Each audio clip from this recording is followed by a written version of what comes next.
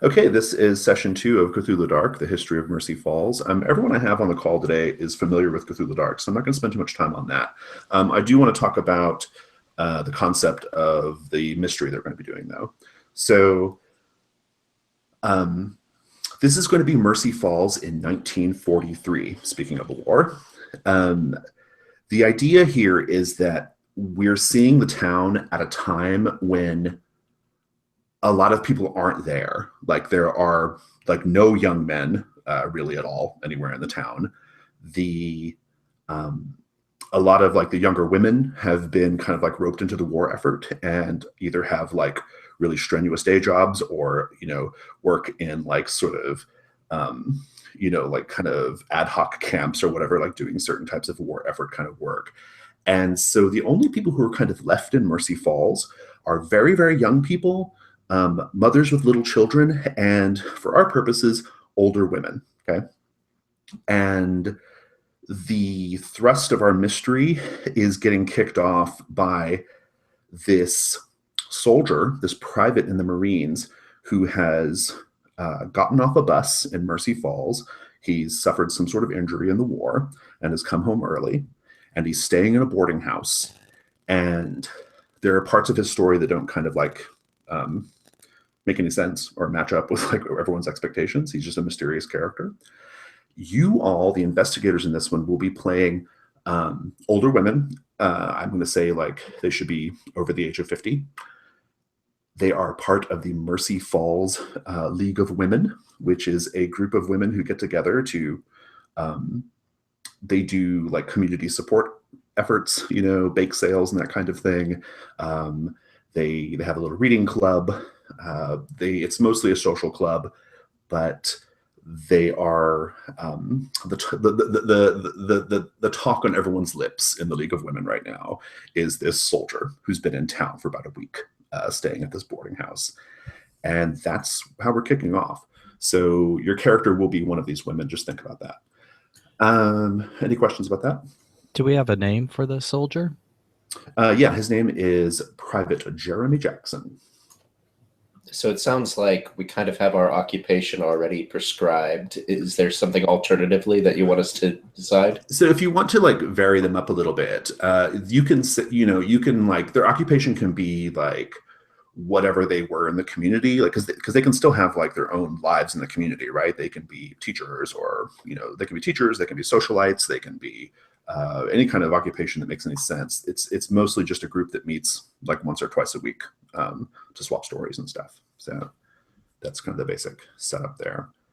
So, but within that, there's you can probably find a pretty good range of like things that these women's occupations are, right? And we may have to kind of like play with the term occupation, right? Like it can be a lot of different things. So we can talk about it when we get to that part though. Our aim today is to finish this mystery. I suspect we will.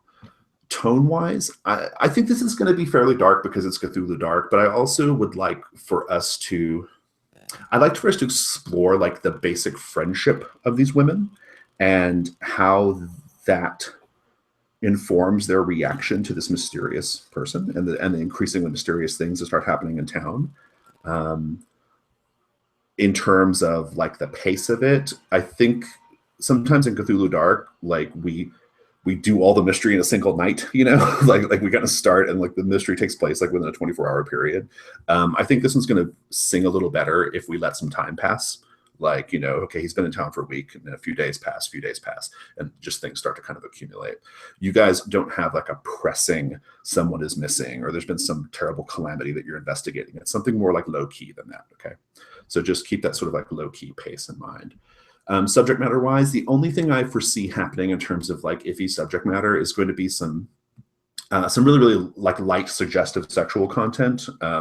One of the things I'm interested in exploring is the idea of, I'm always interested in exploring like the idea of like sexuality of older women. And because I think it's something that we don't do much in media. And so there'll be some like light suggestions of that, just kind of like in some of the different things, parts of the mystery. If anything happens you're not comfortable with, or if you're uncomfortable in an unfun way, as I like to say, you can X card it. Just say X card or put up an X card sign like that, or type it in the chat and we'll stop and we'll fix whatever just happened. Does anybody have any questions about any of that?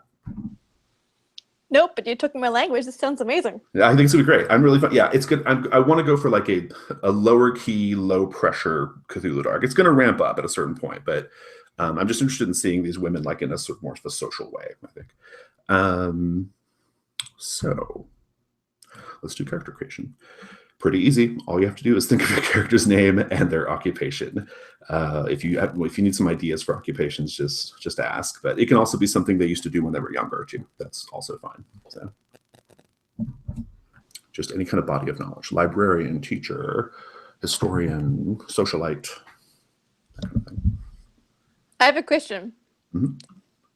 Are you guys familiar with the Seattle seamstresses?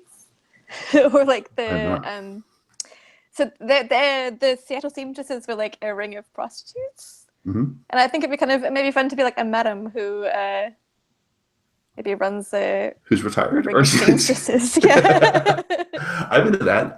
Yeah, I like that. I mean, I've modeled Mercy Falls after Twin Peaks, and so that actually makes a certain degree of sense because Twin Peaks famously has like a sort of like a brothel, like on the lake or whatever.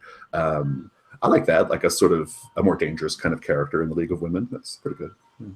Yeah, but I mean, I'm open to other things like historians and librarians. Well, because I like it because you'd be on hard times right now, right? Because the town is kind of emptied out. Like your clientele will not be around. So exactly, yeah. And maybe even and some of your employees might be, like, doing metal work or something, right? Like for the war. So yeah. Yeah, so I like that. Like you are just as bored as the rest of these women, basically, right? Sounds good. Yeah. I think that's great. Any other ideas for characters? I'd like to be a school librarian. Okay. Oh, I was thinking about a sort of Josie Packard kind of figure, like maybe a war bride from the previous war who has moved, married the owner. What's the big thing in Mercy Falls? Like it is a logging sawmill. Yeah. Like, inherited the sawmill, and like maybe so. And I was thinking she could a bit of an outsider, partly because she doesn't understand the people around here, and also partly because she's just not got a great personality. Okay. She tends to rub people up the wrong way. Is she an outsider? You said she's a war bride, so I assume she's from like some other country, right? Yeah, I think just like some sort of Cockney flower girl who met the guy who inherited the sawmill when he was serving. Nice, that's good. Yeah, I like it. It's good. Are you going to do a Cockney accent for us? Absolutely. Well, I'm always doing one, I guess. But yeah. No, your accent's. I consider your accent to be pretty posh, but I don't know much about British accents. Change it. Living in I don't understand what I'm saying. Awesome. Yeah, so just grab a column and start fill that in, the information. Kevin, you got a school historian. David, what do you think about playing?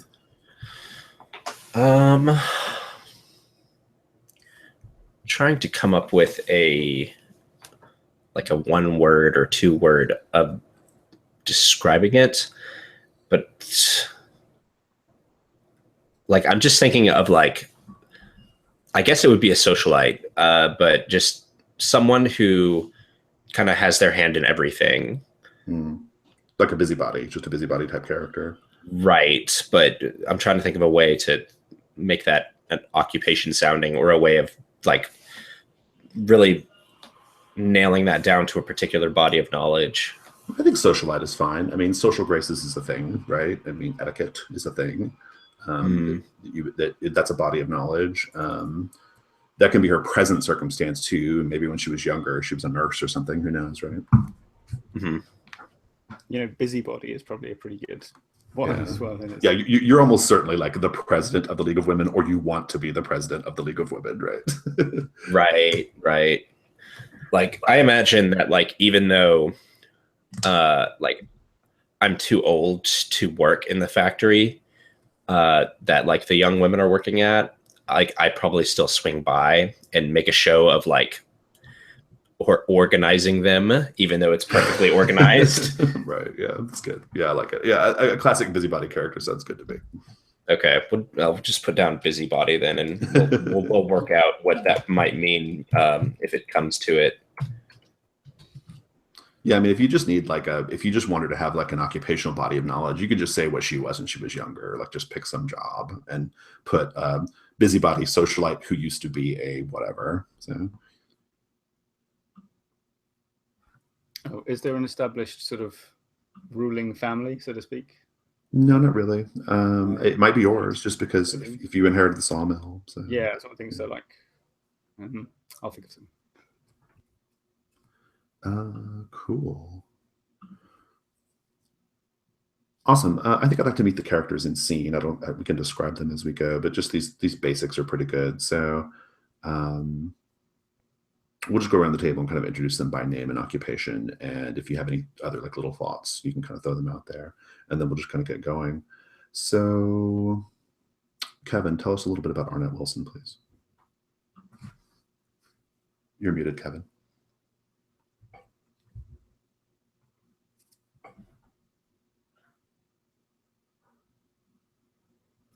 Sorry about that. Arnett Wilson is a widow. She lost her husband in a logging accident, although she's not positive that was an accident because people hold grudges a long time in a small town like this, and there have been bad blood with other families over the years. Husband was a bit rough and tumble, so they made a strange couple. She actually seems a lot happier ever since he passed away, since she can just be herself, and it's fine for her to sit around and read. And she really enjoys working at the school and being around the younger kids and recommending books to them and trying to keep them on the straight and narrow path. So I'm very interested in how she's going to relate with Emily here, because I'm kind of picturing her being a bit uptight. Well, awesome. I don't have any other questions, but that seems like a good kickoff character. Speaking of Emily, Lauren, tell us about Ms. Emily Thomas. I would love to. So Emily Thomas is a madam for a ring of seamstresses in Mercy Falls. She kind of runs the business and takes charge of the younger women who are the seamstresses. And she sort of it's kind of like a motherly figure for them, wants to see them integrate into higher parts of society, and like match makes them with wealthy patrons potentially. And she actually has a quote like business partner who is another woman called Annette Brown. Oh no, sorry, Annette's been taken. How about Alice Brown is her quote business partner, who she is quite close with. Ah, good. So quite close with. Is this like a lesbian relationship, or what do we think? Yes. Okay. So 100%. Good. Do you want Alice? I will. Okay, good. Let me make a note of that in my notes. Just kind of make a little note about Alice, just so I have that, so I don't forget.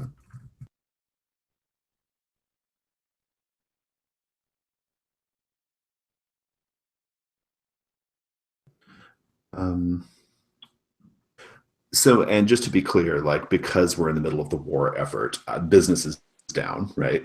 Like, there's just like not a lot. Yeah. Okay. Business is kind of people passing through, and yeah, times are really hard right now for the seamstress industry. Indeed. Not a lot of socks to darn. Is this does this establishment exist like on the main thoroughfare of Mercy Falls, or is it kind of on the outskirts? I guess it's kind of on the outskirts. I'm not too familiar with how people of the time would. They would not approve. They would not approve. I mean, but there are lots of places where you could put such a place, right? I mean, like, there's a big lake. There's lots of it's very mountainous, tall, coniferous trees and all that kind of stuff. There are lots of places where you could tuck something like that off the road, right? Yeah, for sure. Okay, good. Off the road. That's good. Great. I don't have any other questions. If anybody else does, just jump in. Tom, tell us about Florence, please. Okay, so Florence moved to Mercy Falls almost 10 years ago with her husband, Lawrence. Lawrence died maybe, let's say, 4 years ago, and Florence inherited the sawmill and the business and everything that went with it. So in theory, she's one of the most wealthy and influential people in town, but in practice, she just rattles around the big empty house up by the lake, and the company sort of goes by itself. She has to sign things occasionally, but she's always a little bit unsure that she's really in control of anything that's going on. And so the League of what was it called? League of Ladies? The League of Women. Already. Yep. The League of Women. I don't know. Period. It's sort of her attempt to be part of the town, but it never seems to quite go right. You invite people around for parties, and something awful happens. You say the wrong thing. Never quite seems to turn out right. Good.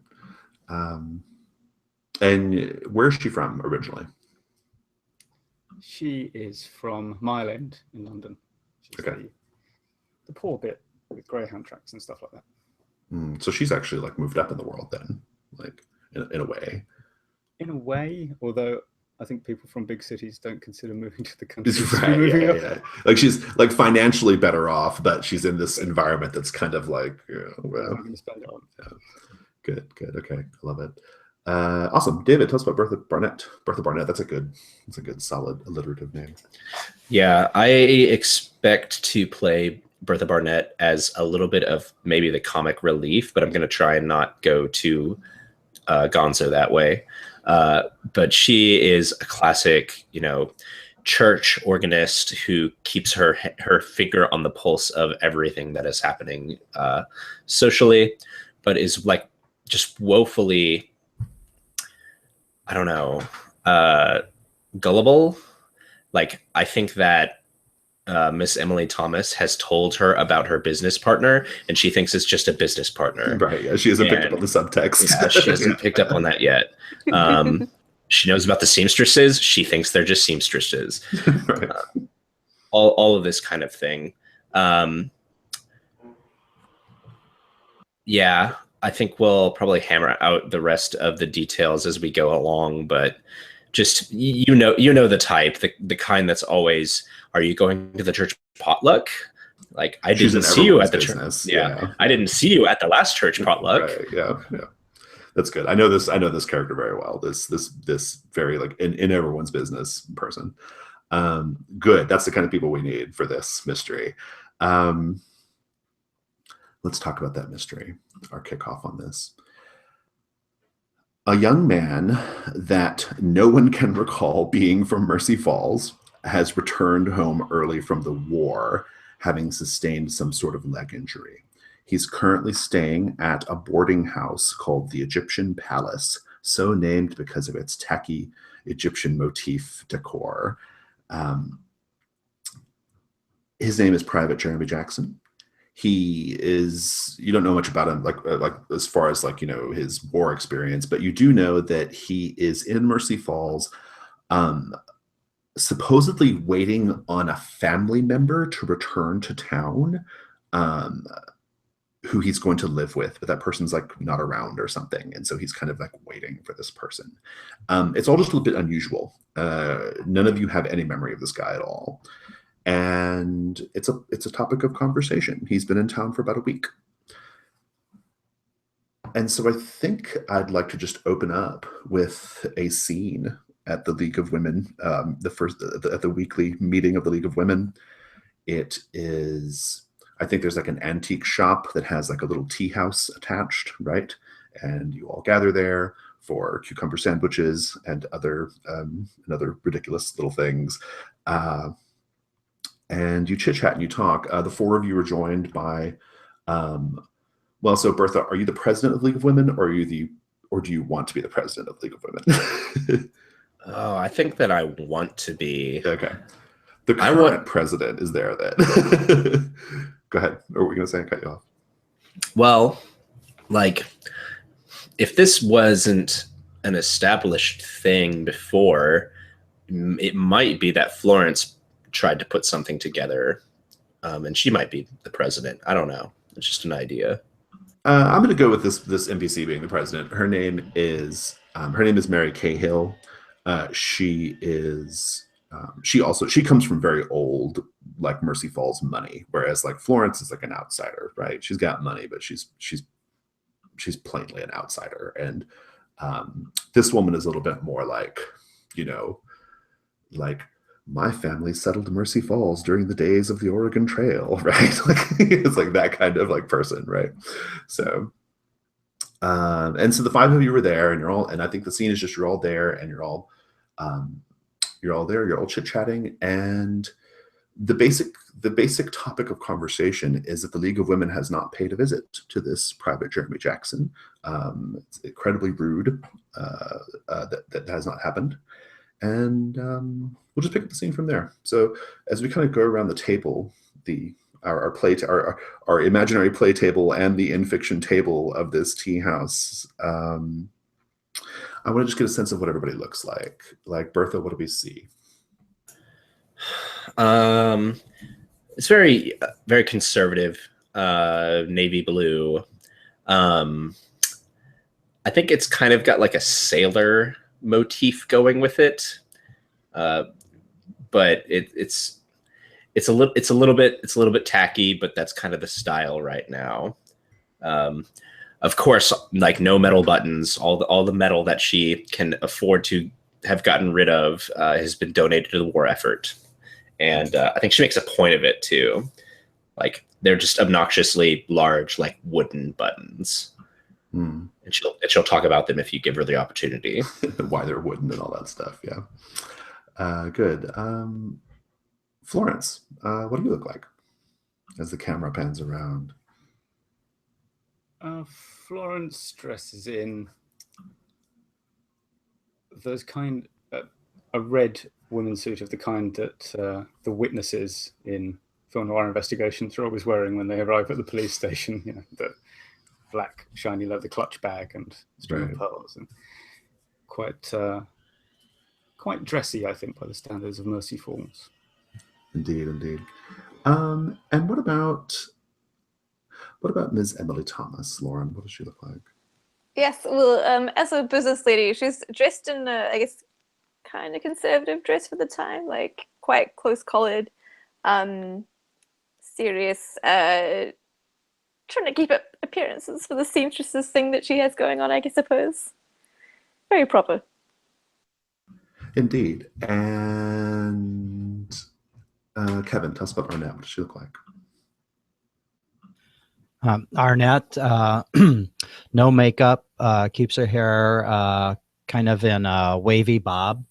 Looks like it was set just a couple days ago, probably. She's like one of those people who once a week goes down to the parlor and gets her hair set. So it's like kind of, and she's wearing a black dress, white collar, white cuffs, and plain black flats, and has a big old handbag. And you can see like that there's a couple books in the handbag. You hardly ever see her going anywhere with like a small clutch or anything like that, because she always has a book to hand.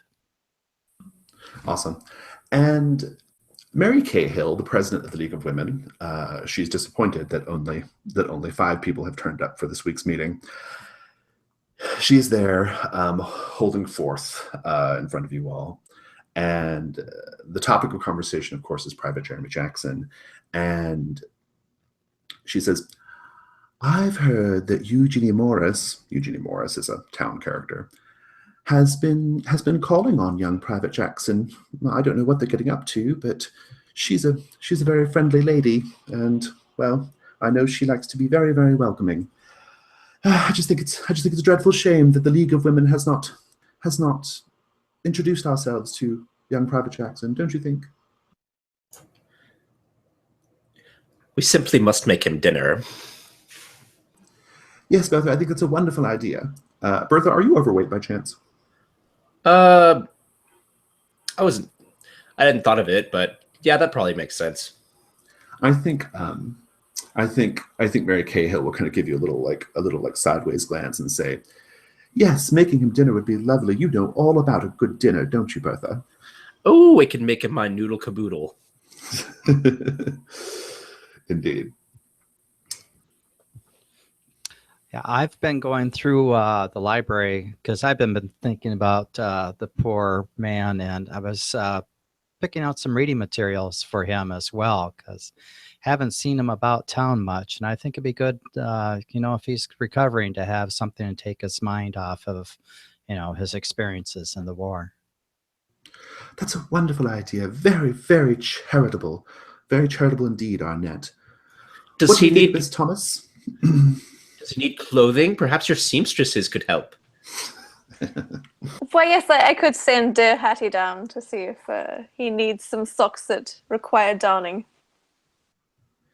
Yes, I'm sure you'll darn the heck out of his socks, won't you, Miss Thomas? Oh, very much so. I stub a cigarette out in my sauce. So, listen, look, you chat around like crows. Like you care about what that man thinks. You probably don't want to be bothered by us. This is the most interesting thing that's happened to you lot in months, isn't it? You're simply no fun at all, Florence. Don't you want to get to know the man? Not particularly, no. I'm sure he quite wants to be left alone by us and all.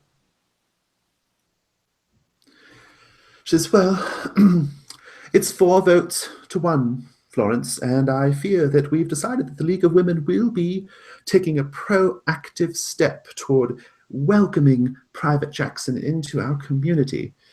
And then she stands up and she's dressed in like a sort of wide floral dress of the era, like floral print, very like I Love Lucy, right? Or that sort of thing. And she says, now, I have an appointment to go get a permanent, and so I shall consider this meeting, and she has a little gavel, adjourned, and she claps on the table, and she leaves. Leaves you all to your business. Roll my eyes so hard. I like to go around the table and find out what everyone's going to do. Like, are you going to follow up on your initial plans here? What do you think, Bertha? Oh, absolutely. Like, it's casserole time. Okay, awesome. Arnett, what about you? Oh, definitely. In fact, I've got one of those books I have with me right now is actually like a Jack London book that I thought would be, not knowing anything about exciting and masculine. Yes. Right. It's my best guess of what I would have given to like a teen at the school. I'm worried it might be too simple, but you can't go wrong with Jack London. Indeed, something to remind him that he's a man, even though he's injured and can't fight anymore. He's still mostly a man, hopefully. Indeed. What about you, Miss Thomas? Yes, well, this is 100% a business opportunity if ever I saw one. Indeed. I would love to go and follow up on those socks. I'm sure they're quite distressed after all the traveling he's been doing. Indeed. Will you be taking anyone with you or going by yourself, or how will that work? I would like to take one of my most talented darners, Hattie, along with me. She's a young lady. Grew up in Mercy Falls. She's quite delightful. Indeed, I love it. Well, so Florence, you don't care about this guy, and you think you should be minding your own business, but you got outvoted nonetheless. I am trying to make an effort, so I'll suggest that perhaps Bertha could bring that casserole up to the house, and we can just all have him over for dinner. Oh, that would be lovely. And I need to sort you out with some makeup. I think Mary Kay knows a thing or two about that, though. I definitely think that's a wonderful idea to have Jeremy up to the house, and we could have a group dinner. I will bring some bread and a side dish. So is he in the kind of shape that like we could invite him to a dinner? Yeah. I mean, he was good. He was well enough to get on a bus, right? I mean, he's just like on crutches basically. He's not. He can get around well enough. Okay. Yeah. You don't know exactly what happened to him yet. Maybe you'll learn that, but so I think it seems like the first thing that should happen is if someone's going to go visit him at the boarding house, it seems like the quickest, easiest thing would be Arnett. So I think I'd like to frame up that scene. Arnett bringing some Jack London over to young Private Jackson. The Egyptian palace is run by a man named Gerald Stahl. Who, I'm going to make a note of that for myself real quick here in a minute. He is an older man. He's not involved in the war effort apart from like in the early days, like sometimes like caravans of troops would come through the town, but that's been a long time. making their way to the West Coast or whatever. But that hasn't happened in ages, and so the place is pretty not so much in use. It's so named Egyptian Palace because of the terrible tacky decor. I'd like to know from each of you. This is Arnett. You're the only one in the scene, but just from every player at the table, describe a bit of like the tacky Egyptian kitsch that one would see when they enter the Egyptian palace. Whoever wants to go first. So I reckon there's some really like flaky gold paint Good trimming, like that at one point was quite glam, but over time has sort of it's very flecked and not so appealing. The smaller interior wall in the parlor, someone did a very amateurish fresco painting with like a Nile theme and pyramids in the background, and it's just so amateurish. I mean, you can it's obvious what it's supposed to be, but it's just awful. Nice. There is a stuffed crocodile next to the check-in desk. Nice. What do you think, Bertha? What have you seen? So I think that though there is one interior wall that is a proper sandstone wall, which is very strange why that would be there, the rest of the place is like that terrible like stucco fake sandstone. So there's like a legit sandstone wall, though. There's one real one. Huh, interesting. Gerald Stahl. People have been calling on Private Jackson more than you would think. Eugenie Morris, for one thing, the woman that Mary Cahill mentioned, has been calling on him quite frequently. And Gerald Stahl, classic sort of like older curmudgeonly type guy. I think he's wearing like a wife beater and suspenders, and he says, Arnett, I take it you're here to see our newest resident. Why, yes, Gerald, I am. Good guess. Yeah. Well, you're only resident right now. You bringing him books, I see? Yeah, I thought he could use something to read. And, he's way ahead of you. Way ahead of you. Really? Oh yeah. Way ahead of you. He's been getting books. He came with a bunch of books, and he's been acquiring a bunch of books since he's been here. Oh, intellectual type, huh? Stuff about the history of the town. He seems really interested in it, which I appreciate, because if he's going to be living here, he should know something about Mercy Falls. Kind of rethinking my choice here. Could I speak with Mr. Jackson? Is he taking visitors today? That's Private Jackson, Arnett. He served our country. He's worn the uniform, defended our freedoms. Yeah, go up. It's fine. Thanks. He gives you the room number. Yep. Second story. The place only has like 6 rooms or something. It's like a, kind of more of a Faulty Towers kind of B&B sort of situation than a hotel or motel. So you can go up. All right, I'll go up and knock on the door. I assume it's closed. Yeah, you hear a voice that says, 1 minute. It takes me a minute. Sorry. And you can hear him like kind of limping to the door. All right. I'm going to cut away for just a minute. Sure. Florence. Word has reached you that he is there. He is there waiting on his aunt, Penny Jackson, to come back from a trip. Penny Jackson hasn't been seen in town for a while. This trip she's been on has been like months and months. Okay. And so that's something that I think would probably like stick in your craw a little bit about this whole situation. It's a detail. And I think the reason why you know this is because I think Penny Jackson used to work at the sawmill. Okay. Like she had like a, some kind of clerical sort of job at the sawmill. And you don't remember her ever talking about a nephew in the war. What would you do knowing that? I would I was going to say I would talk to the town busybody, which of course is further. Or actually someone who sees everyone in the town. So I might double check my recollection of her family situation by talking to, you know, the guy who owns the general store. Like that. Yeah. So, you know, out doing groceries, putting tins in a basket. Or what? Actually, it's the 40s. People got stuff off shelves for you in those days. Right. At any rate, a bit of small talk and he's asking. Yeah, he recognizes you by he knows who you are. This man, we'll call him George, and middle-aged guy.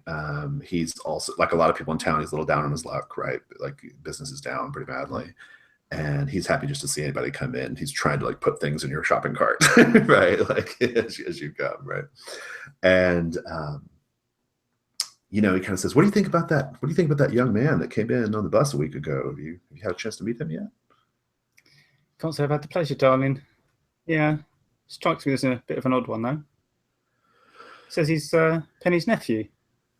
Yeah, I heard that. He's waiting on her to come back, but gosh, I mean, she works for your people, right? I mean, she hasn't been around for at least 6 months. I mean, I thought she just up and left, run off with some man. I don't know. No, I think she's supposed to be coming back, but thing is, I don't actually remember her ever saying she had a nephew. Or, in fact, any brothers or sisters, which would make having a nephew something of a difficult proposition. Yeah, I don't remember anything like that either, but, Because you hear these stories, don't you, George? You know, in these, like, war times, people going around, black marketeers and that, bilking people out of their hard-fought-for things. You're starting to get a sense that George actually might know something about Penny that he's not giving up. Something about the way he reacts to when you say, like, grifters and black marketers and that kind of thing. He starts to get like a little like kind of like nervous and antsy about that. And he's definitely trying to deflect a little bit. He's like, oh well, busy day at the store. Gotta get back to helping all my customers. And he kind of like, George, I'm actually the only person in here right now. Yeah, I'm quite direct. I'm just going to ask him, George, do you know something about Penny that you ain't telling me? I like it. Let's have a roll here. 1 die is easily within human capabilities. I don't know my dice. I guess I'm going to have to do it online. Oh yeah, I can get you guys a die roller. Hold on. So I got it there, roll for party. Oh yeah, roll for okay, good. Human capability 1. If it's, I don't think being a wealthy widow really helps me out here. Yeah, you can risk insanity though if you'd like. I'm not that bothered about that. That is a 4. Okay, that's pretty good result. We'll come back to it in a minute. Okay. Bertha, you run into Eugenie Morris. Eugenie Morris is the she's not a member of the League of Women, but she is an older woman as well. She's kind of like, she dresses in like, in like sharp cigarette pants and little jackets. She's kind of, she's got kind of like a modern progressive vibe about her, right? Tall, kind of stately, gray hair. And maybe you're picking up some things at the market or something. Where would you be getting ready for this, ready for this dinner that you're going to invite Private Jackson to? I needed to borrow something from her, something she had. Good. She'll say, Bertha, you come to her house or whatever. And her house is very, very, it stands out because it's very modern compared to, like, in architecture compared to the other houses, in Mercy Falls. Very, very angular, very, very like, like it just stylistically really stands out, right? She says, Bertha, well, it's so good to see you. Hello. I need that casserole dish that I lent you some time back, if you don't mind. We are going to have Private Jackson, right? We're going to have Private Jackson up to dinner, if you must know. Not that Oh, are you really? Private Jackson, huh? I've been visiting that young man myself lately. He's a very interesting character. Oh, you don't say, please. He's just he's a really, really charming man, if you know what I mean by charming, right, Bertha? Ooh, I'm sure I know the type. She says, every time I go up to his room to visit, I feel taken back, Bertha. I feel like a girl again. I feel like it reminds me of walking by the boys' locker room in school, you know, right? That smell, that sort of that powerful sensation of vitality, of energy, just waiting to be burned off. All I know is that it smelled like it needed a good wash. Let me get your casserole dish, Bertha. And she goes off. I eye a piece of furniture skeptically, not sure if it's a table or a chair. She's acting very, I mean, like, you know, you've known her to be a very, very sort of dangerous woman in her way, right? Do you have any thoughts about like what she's getting up to, or is Bertha just completely naive here as far as this guy goes and Eugenie? She was laying it on pretty thick.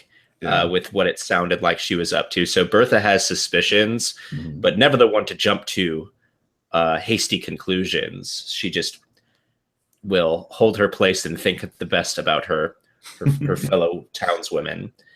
But she'll call out, so you've been visiting him, and do other people go with you when you visit? No, and she calls back, just me, dear, just me. Oh, well, that's nice. And now it's like all scandal in her mind. Well, knowing that it's all scandal, you know, you can hear her kind of like rummaging around. It looks like she sounds like she's having a hard time finding that casserole dish. What would you do? Do you need some help, dear? And already like inviting myself into her kitchen. She's like, oh, I think I've got it. It's all right. You'll see that like as you go into her kitchen, you'll see that she's in the middle of writing a letter. Addressed to, you can't help but notice, addressed to Mary Cahill, the president of the League of Women. And she's down, like in a, you know, down hunkered below, going through some cabinets and things, not really paying attention to you. What do you do? Oh, I read the letter. Come on, like it's not even a question. You shouldn't leave anything out when Bertha's around. That sounds like a busybody thing to do. The letter describe. Well, we'll get to the letter in a minute. I'm gonna cut away. Miss Thomas, Emily, you've got Hattie, and I don't know. Let's just frame up the scene. Where would you want to be before you go meet with Private Jackson and Hattie? Ooh, maybe with Hattie and like with the parlor of the seamstress's house, getting her prepped. Okay, good. Putting doing the makeup, that kind of thing. Yeah, Hattie's there. She's like, I hope he's handsome, don't you? Oh, I've heard around town he is quite the catch. If you talk to Miss Eugenie, she speaks very highly of his good looks and charm. It's a shame about his leg, though, right? I mean, I hope he's still able to, you know, perform. And indeed, it would be a shame if one's seamstressing services could not extend as far as one would hope. Oh, I just, you know, for me, Miss Thomas, I have to confess, I have a soft place in my heart for the crippled ones. Oh, really? Would you like to tell me some more? I just feel sorry for them, you know, fighting for our country like that, and then coming back and having their prospects dashed from a terrible injury. I just want to take care of them, you know. Indeed, well, that is where you and I step in, and we comfort and support as much as we can, given their sacrifice in these times. And who knows? Hopefully, he'll maybe find a place to settle down and show some support right back. Indeed, yes. And you can tell she's actually like a little flustered and excited, because I think your normal clientele is like gruff old loggers or whatever, they're not, like they're, this is like the promise of like an injured, mind you, but a young, youthful Marine, right? Like it's exciting, she's excited. She says, will you come with me? Just, to make the introduction. Of course. We apply a little bit more blush to your cheek there. Indeed. Yes. I'm going to cut back to the hotel. The man of the hour opens the door. Arnett, what is the first thing you sense, either visually or in some other way, that indicates that there is a man in his early 20s, filled with vitality and energy to burn off, living in this room? I think it's the fact that there's books piled all over. They're open. They're piled, and the way they're stacked, some of them like, oh my God, he's breaking the spines probably.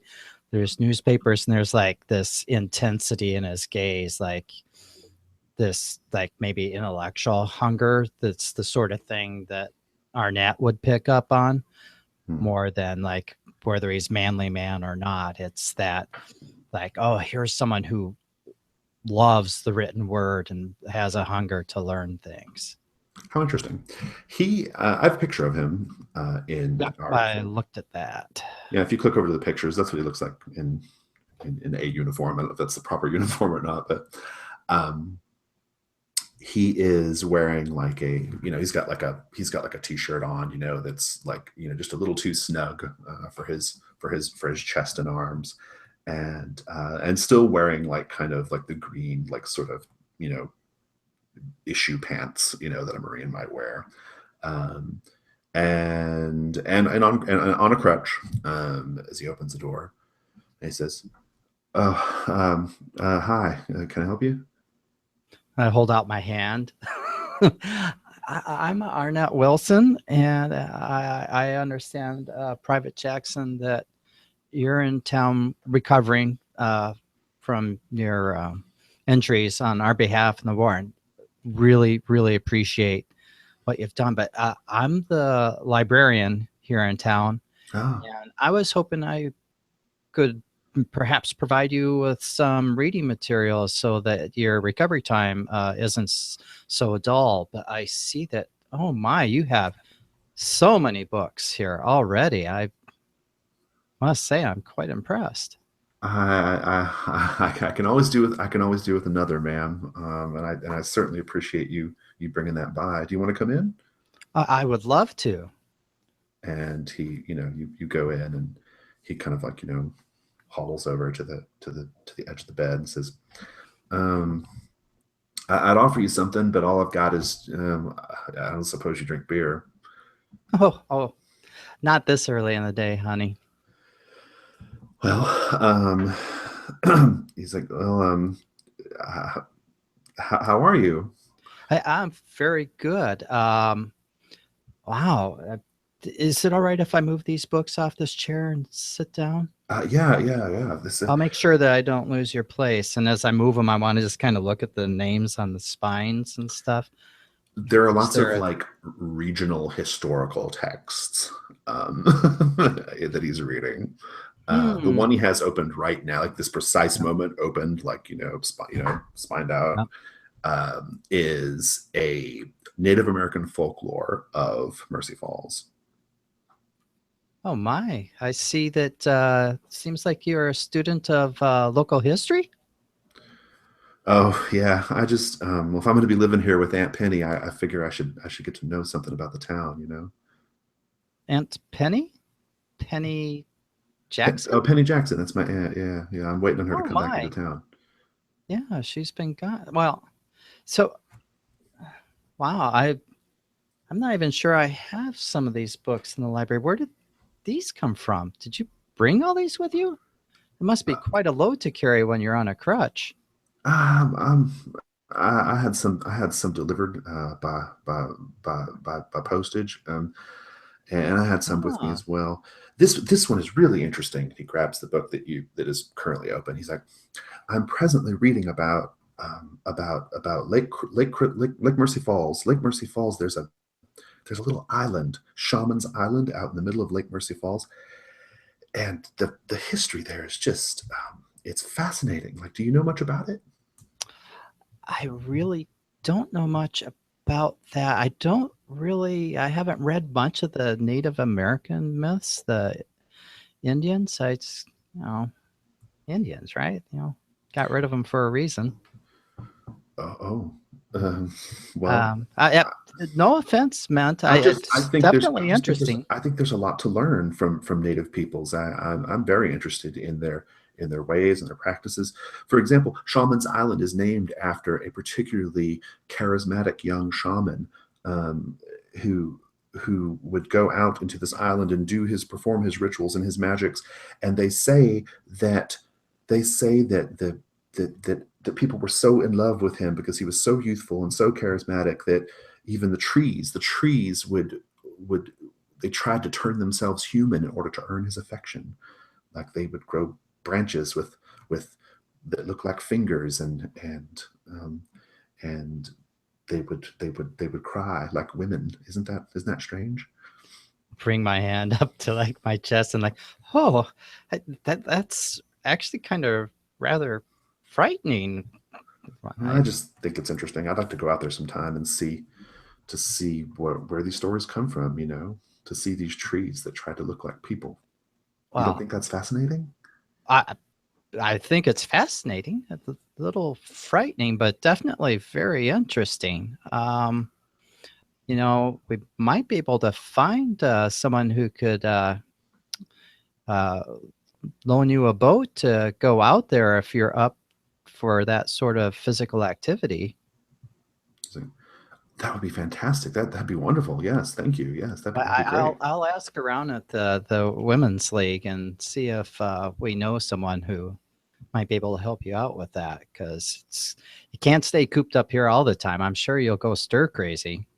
And he reaches forward and puts his hand on your leg, and his other hand on your shoulder, and says, "Thank you so much, Arnett." He's making really strong eye contact. He's like, "That's just really, really nice of you. I feel so welcome here." Blush really big, clear my throat. Can't really move back because it's a hardback chair. Indeed. I'm very happy to help you out. So if I was going to get you some books from the library, local legends and lore is what I should look for. And I'm going to try to move his hand off my leg. Indeed. I think we'll cut there. I'm going to cut over to Florence. So Florence, you're managing to put the screws to George, so to speak, to get him to talk about what he knows about Penny Jackson, right? And he says, "Miss Heinemann, listen." He kind of like looks, he even like does the whole thing where he walks over to the door of the store and locks it, and turns the sign, to closed. He turns to you and he says, "Penny Jackson's long gone. She's long gone from here, and she's not coming back, okay?" Oh, where's she gone? She's like gone, like no, gone. What? Yeah. How do you know? Because why are we whispering? There's no one here. Listen, Miss Heinemann, Penny Jackson was involved in some really, really bad shit, okay? Excuse my language, some really, really bad business. She made a lot of enemies, narcotics and things like that, opium. She got in debt to the wrong people, and she's not coming back, right? I ain't gonna ask right now exactly how you know about her bad business, or how she might have shipped that bad business in and out of town. I appreciate you not pushing further. Be quiet, George. I'm trying to talk to you. Do you suppose that her bad business associates know that she's gone? Or is this young man someone who's come looking for her? On that, I don't know. I don't know. But sure is strange, this young man just rolling into town in the middle of the war, claiming to be her nephew. Yeah, it's weird. Suspicious, isn't it? very suspicious. All right, well, don't you tell no one else about this, all right? Anyone else about that young man? You think he's like sun shines out of his ass, all right? I'm going to ask him a few questions when we have him for dinner. He's like, aye, aye. So Beth, or Bertha, the note is from Eugenie in the middle of being written to Mary Cahill. And we're going to take a break after this, but it's a letter to Mary Cahill, and she's describing an object that he got in Fiji that that Private Jackson showed to her. And this object is described as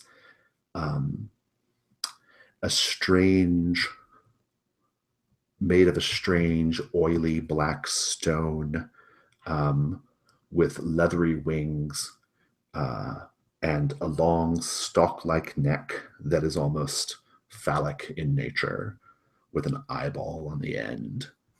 And then she hasn't quite finished the letter, but she says, "Could you imagine my surprise when he took that thing?" And then there's like that, like she was about to, like something was about to happen, right? But she hasn't quite finished that part of the letter yet. What do you do?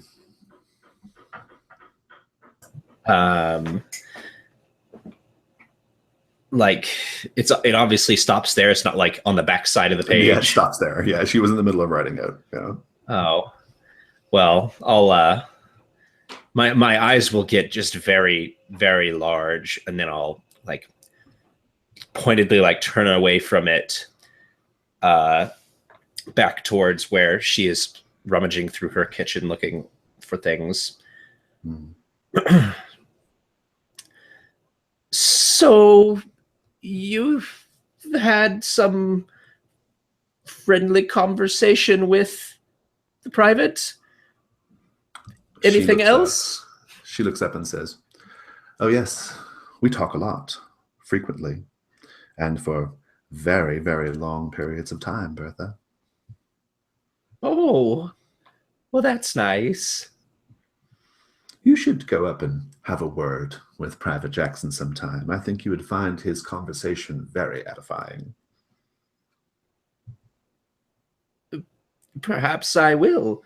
And I think like there's like a bit of a blush to her when she says that.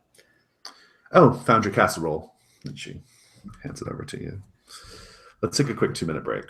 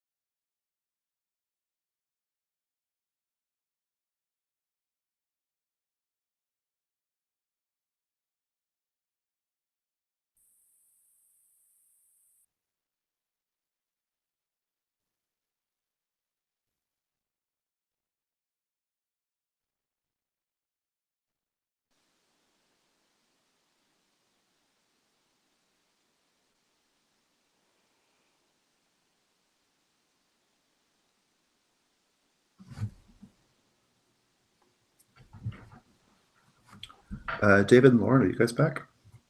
Mhm. Awesome. Oh, By the way, hello, dear. I'm loving this so much. By the way, this is fantastic. Yeah, I think it's. I'm liking the pace and the tone. It's we're hitting what I was hoping we would hit, so it's good. Emily Thomas. Shall we just jump straight to you going to the Egyptian palace with Hattie? Yeah, sure. So you, before you get, well, no, I'll just press forward. You get there, you see Stahl, I can't remember his first name, Gerald Stahl, who runs the Egyptian palace. He sees you and he sees Hattie. He knows exactly what's up here, right? And he says, I was wondering when you'd come a calling, Miss Thomas. I assume you're here to ease the suffering of the war from this young man's mind. Most certainly. You know, I'm sure he has many needs that need seeing to. I've got some socks that could use some darning myself, if we're being perfectly frank. Well, will this be a house call? Would you like to come to the parlor yourself? Let's just say that the problem is, well, my socks don't stay up like they used to be able to. Yes, the elastic has gone around the ankles. The elastic is completely shot. Well, you can go up and see Mr. or you can go up and see Private Jackson. He's in room 208. I think. Mm-hmm. Or it's 204. That's probably a more appropriate number. You can head up there. And, fantastic. And Hattie kind of like looks at you and she's like, the elastic's gone out of his socks. I might take Hattie by the arm, and because I know how much she's been dying to meet Private Jackson, and like, well, perhaps, sir, we may stop by on the way after having met Mr. Jackson. You have the time? Stop by where? What would you say again? Oh, after we've seen Private Jackson, mayhaps we can make a stop to see you on the way out. Oh, to Gerald. Oh, yeah. Yeah. He just kind of like blushes and yeah, we'll send you on your way. Fantastic. Hattie is you can tell Hattie's like really excited. Like she's like fidgeting and she's it's unusual. Like she's a professional, right? Like she shouldn't be getting this like worked up about this, right? But she really is. And I think maybe you've even seen Hattie, like I think Hattie is like, of maybe all the girls who works for you, Hattie is the most like kind of like idealistic or has the most like sort of unrealistic expectations about what this job could lead to, right? Mm-hmm. And I think, you know, in her mind, she's probably thinking that, yeah, okay, she's doing a job, but you know, what if they fall in love, right? That kind of thing. Mm-hmm. How do you react to that, knowing that's what she's kind of racing through her mind right now? Well, I suppose I would put an arm around her and ask her if she's feeling okay. Like, it's just she looks quite flustered. Just you know, I'm just happy to be doing my part for the war effort. That's all, Miss Thomas. Mm-hmm. Providing comfort to our soldiers in need. And maybe remind her that you know, he may just be stopping by. He might not be here for a time, but you know, I don't want to see you get hurt, Hattie. You just look very. Yeah. I think there's a risk of her like getting in too deep with Private Jackson. I think I'd like a roll here, and this feels like occupational for sure, right? Awesome. So that's 2 dice. 2 dice, yeah. And if you want a sanity, you can do that. You can do that too. But the stakes aren't super high here, so maybe not. Maybe not. Yeah. Let's see. I got 2 6s. Oh, nice, good. You might get some insight, right? We'll talk about that. She kind of like, you take, you know, she looks at you. She kind of like straightens up, and she's a really pretty girl. You know, I imagine she looks kind of like Emma Roberts, right? She's really like. You know, aqualine, very pretty. And she says, "You're right, Miss Thomas. You're right. It's foolish to think that this young man will want anything to do with me other than just this our sort of transactional relationship." Oh, come. And she'll like sort of cup her cheek a little bit and say, "You are a gorgeous lady. But this is part of the industry. I know that you're quite new to this, but I would just like to, as you say, it's a business transaction, but you're one of my favorites and best girls. So do not sell yourself short." She kind of looks up at you and she says, "Do you think I'll ever find anyone who loves me, Miss Thomas?" Of course, without a doubt. And you know, she kind of squeezes your hand or whatever, and just in a brief flash, like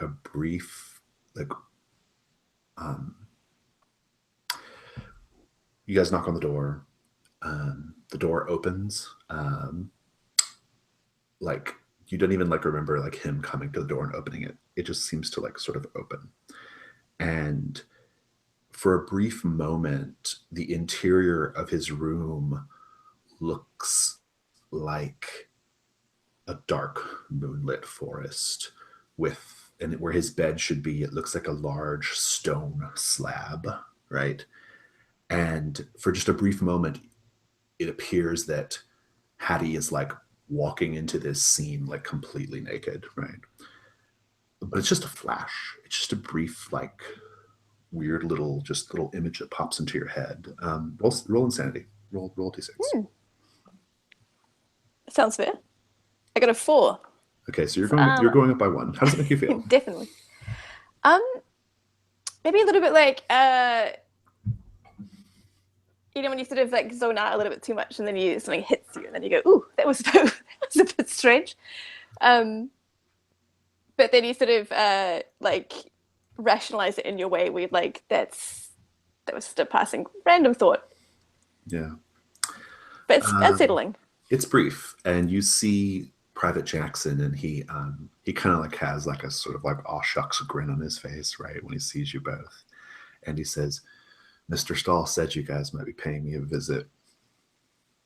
Oh, our reputation precedes us, by the sounds of things.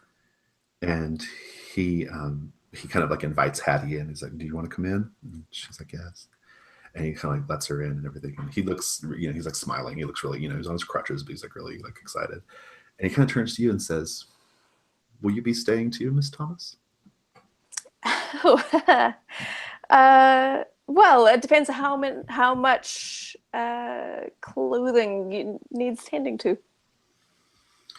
Gosh, it was a pretty long war. Well, I don't usually do personal house calls myself, you understand. It's okay. I gotta be quick about it anyway. I'm supposed to be I got invited to a dinner party, if you can believe that. And yes, a little bird to tell me about the dinner party happening. I am very pleased to hear you'll be in attendance. We'll cut there. So let's kind of like fast forward in time a little bit. I think it's going to be like that night, right? The night of the dinner party, unless anybody has anything they want to do beforehand. If you want to do something before the dinner party, just call it out. Otherwise, we'll just go straight to that. Only thing I might do is go through my card catalog and just see if I've got anything that matches up with his interests that I didn't already notice in the room. That might take more than the time I've got, since I need to it sounds like a tomorrow get a dish thing. ready. Yeah, it sounds like a tomorrow thing. Let's talk about, this is at your house, right, Florence? Your big house in the hills, deep in the woods. The classic. I mean, I'm imagining it just like the sort of Josie Packard, sort of exactly lodge, right. cabin, The wood, palace, everywhere, yeah. And And like a big, I think the someone has a stairway up to a balcony that you can, so that Right, when people yeah. come in, I can really be up there and looking down. Indeed. I love this scene. I think I assume everybody's going to be there. It seems like the kind of thing you'd all be at. Is that fair? I'd like to. I think we could probably even have more people. Oh yeah. It'll be. I mean, the town is pretty tapped, but yeah, like the people who are around, like the people who might, Mary Cahill's definitely going to be there, right? Eugenie Thomas might be there, right? So, from each of you, I'd like to. Florence's home. I mean, like the sawmill is like this is money, right? I mean, this is like the big money in town. I'd like to know what you see as you enter into the foyer of this. I'm imagining it like a sort of like palatial log cabin style home, right? What do you see that lets you know that? Just what do you see that lets you know like just how much money Florence has? Like she's really, really rolling in it. Whoever wants to throw something out. I think that her late husband, besides being a war hero, was also a hunter. And there are stuffed animals of all sorts just here and there lurking. Yeah, that's perfect. I've got a different thing for you, Tom. So I don't need an answer from you, but from everybody else. All right. There is also a huge totem pole there, and it's not just a little fake one. It's the real deal. It was like brought in from somewhere, and it's in the big tall area where that balcony looks down into the room. I love it. What do you see, Miss Thomas? Yes, I feel like amongst all of this, there are some fabulous pieces of art that are displayed around amongst the the other hunting trophies, which makes it quite an eclectic, beautiful mess. Yeah. Probably some Picasso, right? He would be like in his zenith at this time, right? Yes, exactly. What does no one else see that you're distinctly aware of, Florence? That's an indication that the war is actually kind of hurting your business a little bit. When you think about that bit. They like oil and metal in the war, not wood so much. And there's just not a lot of workers around. What no one can see as they're gathering in the foyer, and I'm still upstairs, putting my dress in order and stuff, is they can't see how empty my wardrobe now is. Nothing used to be full of minks and, scarves made out of actual entire foxes, all that kind of stuff, but yeah, not anymore. Had to sell it off to make up the difference. Yeah, that's good. You're all gathered there, and Mary Cahill is there, of course, and she's got her same very flared out, sort of flared out, gown or dress that she wears, but it's in black, like a black flared cocktail dress, right? And she's an older woman like you all, but she dyes her hair. She keeps her hair dyed red, right? I imagine she looks like Frances Conroy. I know who that actress is. And she will kind of meet up with the League of Women, right? There in the foyer, and she says, "Well, have any of you had a chance to go meet our guest of honor?"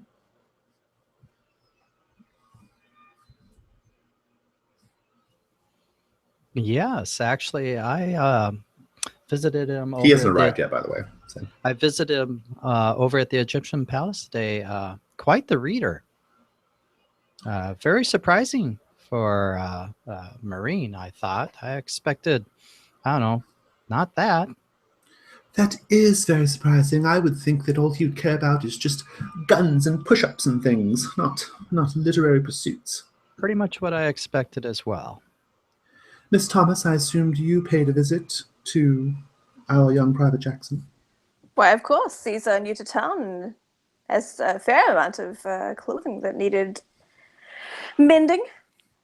So I assume that you found your interactions with Private Jackson to be very good for business. Yes, very, very profitable. I almost had to step in myself and tend to some socks and torn patches, but not tonight. I'm sure he would have loved it. He does seem to have a taste for an older vintage, if you know what I mean. Yes, quite the antique pieces. I agree. Do you ever take care of anything besides socks? Seems like his knees might have been worn through too. Well, if you think about it, you know, 1-2 pairs of socks a day. That makes sense to me. Everyone needs socks. Everyone needs a lot of socks. I suppose so. You won't believe the thing that I found out about Eugenie. What did you find out? Well, turns out she's been visiting the young man too, and it sounds like she's been getting up to something else entirely, nothing to do with socks at all. Where are you at in all this, Florence? I prefer to make a later entrance when I'm the hostess. So Indeed, you're the I'll be waiting hostess. until our guest of honor arrives, and then I'll make my hostess. I think he arrives. He got a ride from Gerald Stahl, the owner of the Egyptian palace, who himself he's done up in he's got a press shirt and suspenders on and a bow tie. He's ready to party. Private Jackson comes into, and he's a little bit like, you know, he's still kind of like dressed pretty casually, but like, you know, he has a shirt with buttons on, you know, that kind of thing. And he comes in and he's like, wow, this place is really something. Gosh, I can't believe you guys are doing all this for me. Oh, nonsense. It's not that often that we get new blood in town, and especially someone who served our country so valiantly. No, I surely appreciate it. Everyone here has just done so much to make me feel so welcome. I just feel so grateful for it, you know? Well, we're quite glad to have you here. Let me introduce you to some of the other lovely women in the Women's League here. Yeah, and you can kind of, we'll go through that unless you want to have that scene. But. Yeah, I think while you're in the middle of doing that is when I'll appear at the top of the stairs. Yeah, what do you look like? I'm in a sort of peacock blue party frock with a white pillbox hat, and my nice. The ringlets redone from earlier today, so they're in fine on with a cigarette in a holder, and I make my way. Of course, yeah, very anti-Mame. It sounds like, right? Mm-hmm. So I'll make my way over to Private Jackson, look him up and down, and he sees you, and you haven't met him yet, right? He says, "Gosh, Miss Heinemann, you look stunning." Yeah, you're quite a little charmer, aren't you? And I look slowly around at all the other women in the room. Oh, very charmed. Yeah. You ought to watch yourself, Sunshine. There are lonely ladies in this town. You have to beat my way with a stick if you're not careful. And then anyway. do you say that quietly as you lean into him? Yeah, I'm leaning a little bit. I mean, loud enough for anyone to hear. Oh, I see. Yeah, got it. Yeah, he says, and he just kind of like blushes and like, well, shucks, I just feel so grateful that after all the terrible things I experienced and this kind of pointing his leg, I'm just really happy that I've just found this really wonderful community that just seems to have accepted me with open arms. Yeah, you must be dying to catch up with your Aunt Polly. Hey. Penny, but yeah. That was. Oh, you say Polly? Oh, good. He's like, oh, good. Yeah. Give me a die roll. That's clever. Give me a die roll. You're trying to basically catch him in a lie. Yep. Okay. That's a 4. He says, oh yeah, Aunt Polly, she's I can't wait to see her again. It's been since I was a little kid since I saw her, you know. She's really something. Yeah, she's something, all right, isn't she? Come on, let's get you a drink. What are you gonna have? And he's like, do you have beer? What passes for it? Yeah. Indeed. Andrew. Yeah. Yeah, you definitely caught him in a lie. And I think if you'd gotten a higher roll, I would have probably like given you a little bit more like information about what his intentions were with this lie. But I think it's good enough to just have you caught him in the lie, to know that he's very fishy, right? Bertha, Gerald Stahl will turn to you at a certain point, and he'll say, "He's really something, isn't he?" Well, yes. I mean, look at him. He's a war hero. I'm not the kind of person who finds themselves, you know, caught up in admiration for other people. I like to think that I've made my own way, and I don't need to look up to anybody. But he's just so strong, and he's so strong and so friendly, and so he's like the son you never had that you wish you had. You know. Yes. Well, he is rather dashing, but I don't know about all that. I suppose you've just been watching too many of those picture shows where they've been talking up all the young men in the war, and you're just attributing all that to him, aren't you? I don't know. Maybe I don't know. I just think he's a really fascinating character, and I'd like to get to know him better. You know, I feel like I'm doing a good job maintaining a proprietor patron relationship, but I don't know. Maybe I could take him out fishing on the lake or something. You know. Well, I don't see why not. It's a small town, a friendly town. He seems to be expecting this kind of hospitality from us all. It wouldn't be amiss. And the party proceeds. It's all very lovely, you know, cocktail nibbles, and maybe there's like a dinner at some point. All that stuff is going on, and I would just go around the table and find out what everyone's doing. Like, clearly, Florence, you're totally suspicious of him, right? And I think that's fair. And Arnett, it sounds like you have a fascination and interest in what he's interested in, because it does seem a little weird, right? That he's so interested in like the history of this place. We're very close to like the house is right on Lake Mercy Falls. Okay, so I think the balcony might even extend over. Yeah, it kind of extends over. What about you? So let's just go around and find out what you're all doing during the party. Anything you want to do during the party? Florence, what do you think? I don't know. See, the question is here whether I can resist the lure of being the only one to find out what his secret is. So I might try and, sideline Private Jackson at some point during the party, so that we're just perhaps in the drawing room by ourselves, have a private conversation. Indeed. What about you, Emily? What would you be doing, or what do you intend to do during the party? Oh, I guess would my partner Alice be in attendance as well? Sure. Yeah, that's perfect. Yeah, I guess she and I would be swanning around together, perhaps angling for maybe a little bit of business because things are real tight. Maybe diversifying our portfolio. Yeah. And I imagine Alice like has kind of like a Marlene Dietrich vibe, right? Like walking around like in a men's suit, you know, that kind of thing. Yes, definitely. Awesome. What about you, Arlene? Definitely want to gossip with Bertha.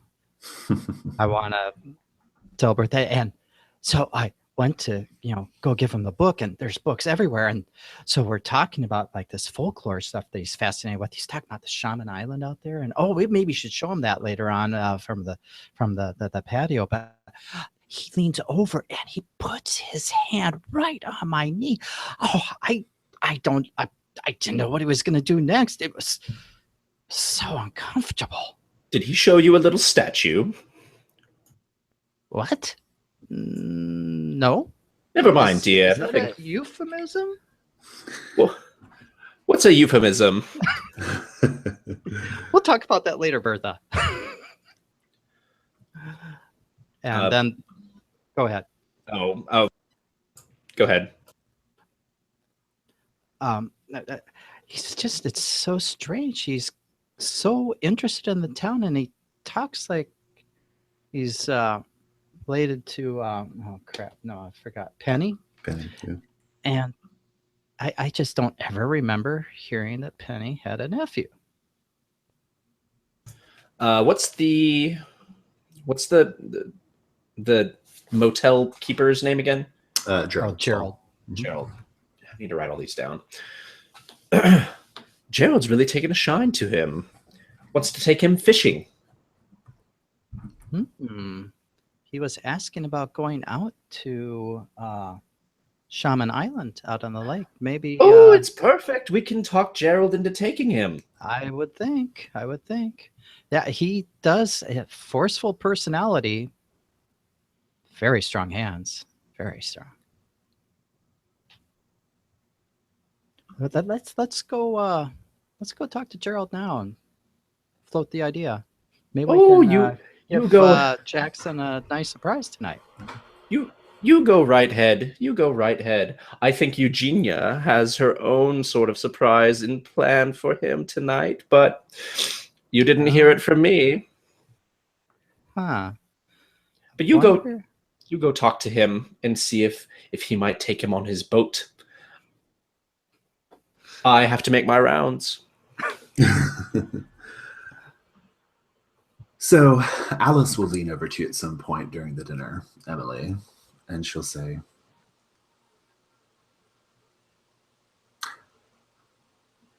I have to say, Emily, you know, I'm not the type of woman to get caught up in a whiff of testosterone like the rest of these hens around here, but he is a very, very good-looking man, don't you think? I guess aesthetically, he is sort of quite objectively. something. Right? Objectively, yes, objectively. Yeah. But yeah, have you had a chance to speak with him yet? Yes, just briefly. He told me the strangest story. It's weird. I don't want to bother you with it, but No, please. well, it's just, and you can tell she's a little shaken actually. Like she kind of like clamps up, which is unusual for her, right? Like with you especially. And she says, I don't want to bother you with it. It creeped me out a little bit, and I don't want to mess with your good time tonight. She'll place a comforting but discreet hand on her arm and sort of like give it a little squeeze and like, no, something's troubling you. Go ahead and roll. How many dice is one? Definitely one, but maybe like in your profession as a madam, do you often have to get people to open up to you about things? Yeah, I reckon. Yeah, go for it. And you can always risk your insanity if you need to. And don't forget, anyone at the table can roll against someone to make them fail if you think it'd be interesting for them to fail. But stakes are still pretty low, though. So I got a 5. Oh, good. She says, he told me this story about Shaman's Island. And he told me a story about how there used to be this shaman on this island back, when the Indians were in these lands. And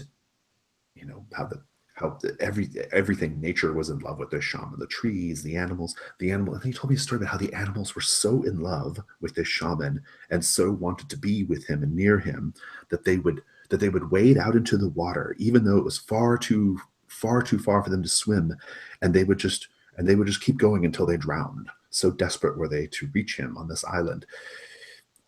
And as he was telling me this story, he was smiling. It just creeped me out, That is rather bizarre. Yeah, Shaman Island being proximate to Mercy Falls. Oh, it's right Or there. is this It's near the house. It's like, it's on the lake that you guys are near right now. Oh my. Yeah.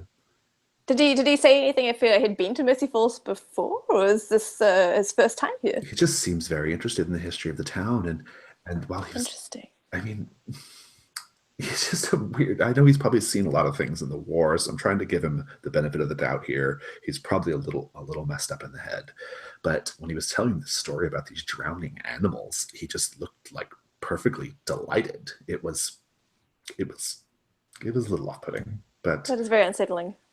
and yet, gosh, he's just. I can see why all these girls around here. I think she means like not just the girls, but like all the women, like why they're so caught up in him. He's very, very good looking. Well, perhaps I shall inquire with Hattie as to whether he has any peculiar tastes. And I was going to ask about that. Yeah. And then that should kind of put a pin in it there, I think. Well, so let's go to. I'm going to go to Arnett first, then go to. Or no, I'm going to go to Emily actually, since Arnett was talking to Bertha. So the party's going on. You said we were going to try to corner him, right? Florence. You said we were going to try to corner him. Oh, right. Yeah. Well, not corner. I mean, actually, it's my house. I can just have a butler say, go and talk to her in that room. Go and get right. Exactly. Yeah. So yeah, there we are in the study, which is kind of like a miniature library almost. Bookcases on the walls. Yeah. Lit by a single Tiffany lamp on the sideboard. Nice. And I think when he comes in, I'm looking out at the lake, and at the point where I know the island is, but I can't see it because it's not light enough. And I turn around. I say, he says, "You wanted to see me, Miss Heinemann?" Yeah. Just a favor, love. Why don't you fix us by for gin and tonic? There's a drinks cabinet over there. Yeah. Once he's finished with that, I'll sort of get out a cigarette and wait for him to light it. He says, "Heinemann, that's a kraut name, right?" Well, there's a lot of Germans set around these parts in old days, isn't it? Yeah. I meant no offense. Old. Well, they call it old around here, but it's not even 100 years, is it? Right. What's the saying? Yeah, don't go for love. Don't worry. Now, you caused a bit of a stir, didn't you? Come here. Have I? I think so. You've had a good welcome, haven't you? Everyone's real nice. Yeah. I envy you for that, anyway. Why would you envy me? I mean, look at this place. It's a mansion. Yeah. It's going on 10 years since I moved here at Mercy Falls. And a single one of them women out there crossed the street to talk to me if I didn't have this big house. They don't care at all. And it's all like that over here, All smiles and have a nice day. Have a nice day. That Georgie says it to me every single day. It don't mean nothing if you say it every day. Gosh, Miss Heinemann, I think you're doing all right, aren't you? I'm just waiting for my Aunt Polly to come back from her trip. Yeah, that's a funny thing, though, isn't it? There's no one called Polly that lives in this town. Oh, yeah. Yeah. Did I say Polly? I meant Penny. Yeah, you did, didn't you? You trying to figure him out? I would quite like him to open up to me a bit, I think. Yeah. He will. He'll say, "This room is awfully hot, Miss Heinemann. Do you mind if I unbutton my shirt a little bit? Would you find it to be rude or?" Knock yourself out, love. And he does. He kind of like unbuttons his shirt a little bit, revealing his dog tags, kind of like hanging against his chest, right? And very muscular, He says, "That feels better." And he kind of like sits down, and there's like a little couch or something in the room. And he says, 10 years, huh? So do you like it here, or guess not? Could be worse, couldn't it? That would be worse. Why don't you tell me about yourself? I mean you, not this Jackson guy. Good. Roll. Sure. Does my occupation apply here? Not really. No, maybe risk sanity. I might roll against you too. I'll risk sanity on this one. Yeah, I'm gonna roll against you. I'll do one first and maybe use it for a reroll. Let's see. Oh, that's a 6, so that's yeah. Okay, yeah, I got a 3. So,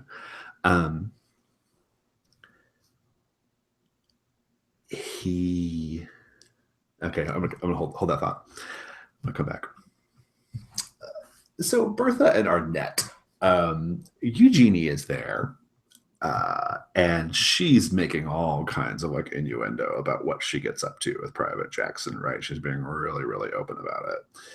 And the conversation at the table is turning a bit lurid, if I'm being honest. Like, people asking, like, he's not around right now, asking very pointed questions about, like, well, is he very muscular? Like, how big is he? Like, that kind of stuff. Like, it's getting a little dirty, right? And even Gerald, who you have no reason to believe is gay, even Gerald is there, like, really caught up in this conversation about Private Jackson. What do you both do? How do you conduct yourself here?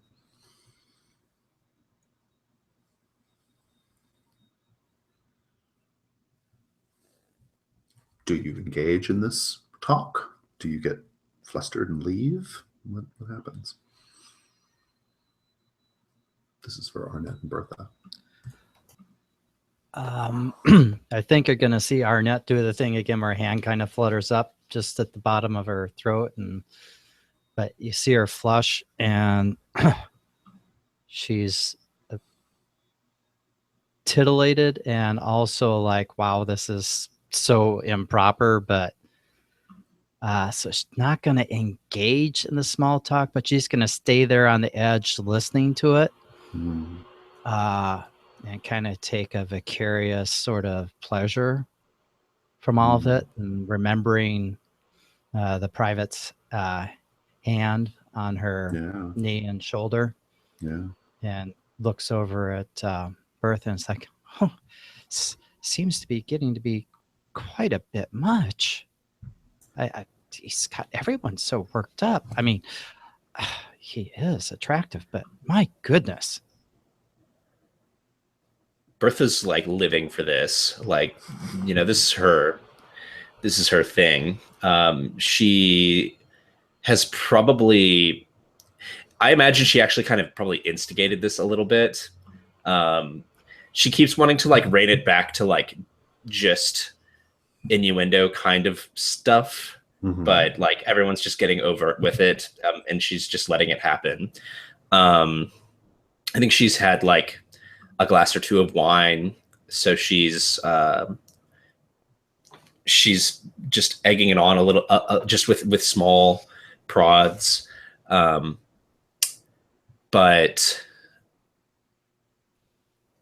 at some point in this conversation,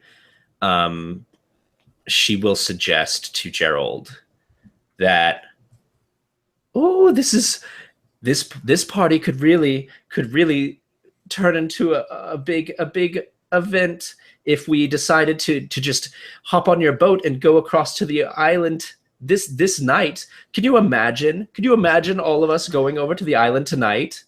He says, oh, well, I mean, it's true, my boat's nearby, but it'd be a little dangerous just navigating by moonlight, Bertha. Oh, come on, the waters are calm at night. How dangerous could it be? Try to convince him. Give me a roll. Okay. Is someone going to roll against me? Because otherwise it just succeeds. Yeah, everything succeeds always. It's just a matter of degree, right? Right.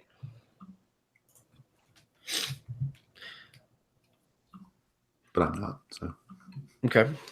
Well, do you think this is occupational busybodiness? I think so, yeah. I'd buy it. Yeah. Sounds all right. And I'll risk sanity. I think that she is really getting in over her head. Her version of in over her head, right? Yeah. That was the wrong die. Let's try that again.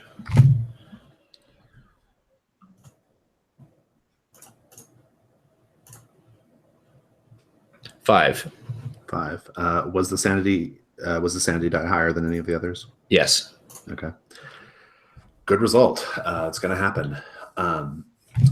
And you are going to have to roll. Go ahead and roll another d6 to see if your sanity goes up. Surprisingly, no. Oh, okay. He says, well, I do have a flashlight in my car, I guess. I suppose we could use that. And yeah, sure, why not? Let's do it. Let's do it. I guess we have to convince Private Jackson, right? Oh, I think he'll be interested. Oh, this makes me feel like a little girl again. Thank you, Gerald. I'll go get Private Jackson. Indeed. Emily, you're hearing this talk about Shaman's Island, and you know this like weird like story that Private Jackson told Alice, right? That clearly unnerved her. How do you feel about going out to Shaman's Island? Very skeptical. Since I trust Alice's judgment of character, she knows she's a good read of people. I was wondering even if Emily would maybe try and hunt down Florence, who is hosting this party, to let her know about what's going down on her property. Yeah. Florence is about to get. Well, we can have you burst in here in a minute if you wish, but Florence is about to get some stuff here. So let's take a quick 2-minute break. We'll come back to that. Okay. Cool.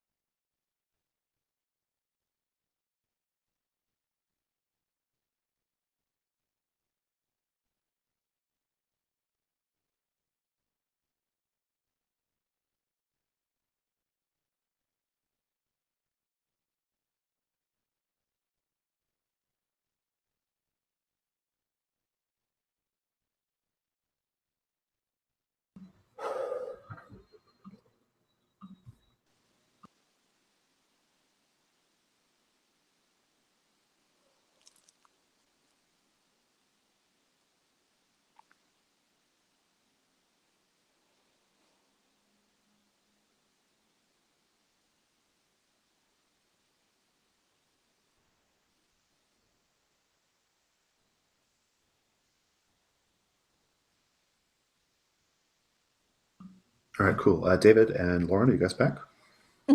Yes.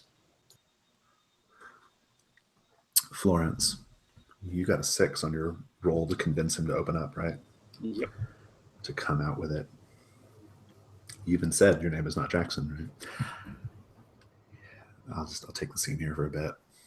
He's laying there and he's like unbuttoning more of his shirt while he sits there in the chair on the couch.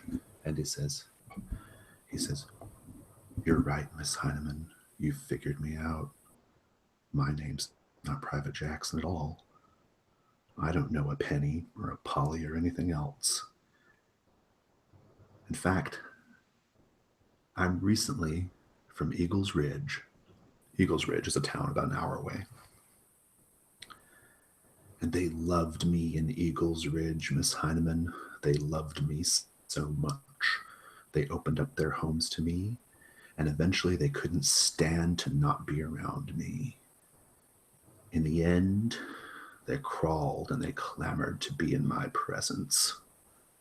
In the end, they fought each other. They tore at each other for a chance to steal a glance from me." And he kind of smiles. "I'm just joking. Just pulling your leg, Miss Hyman.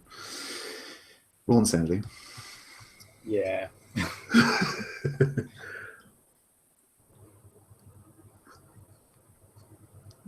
Surprisingly, I'm okay with that.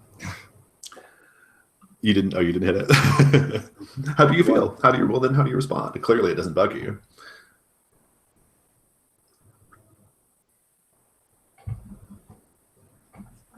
No, I think that the story, although I half do buy it because I'm a pretty convincing, charismatic guy, I find it quite exciting after the absolute boredom. Dreary boredom of Mercy Falls. I mean, yeah, this is a guy who is obviously a massive liar, but only that kind of environment, so that's okay. But he's... So when he tries to deflect, what do you say? When he tries to pretend like he's just joking?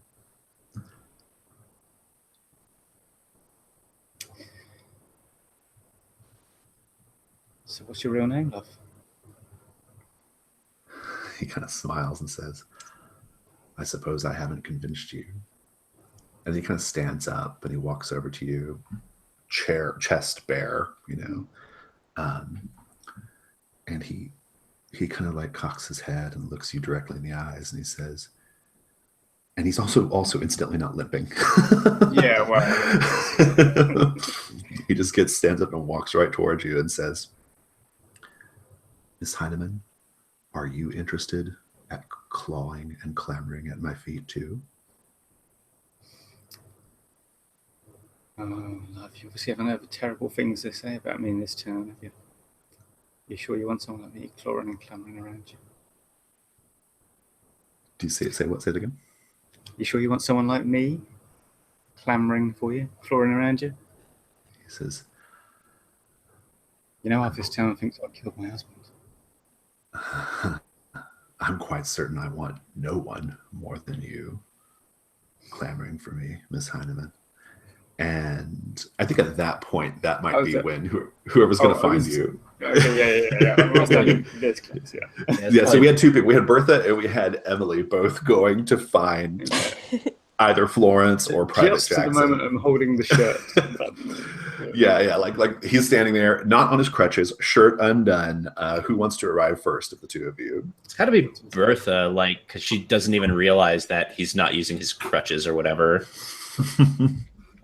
Right. Yeah. Well, so what do you do when you see this scene? I just come bustling in, not paying attention to exactly what's happening. Just, "Oh, Gerald's agreed to take us on his boat to the island. Are you coming, Mr. Jackson?" "Oh, I'm sorry, Private Jackson." What you doing here busting out like that, you daft cat? Get out! Get out! That's what Emily can show up to. Emily, you're there. You came looking for Florence, right? Mm.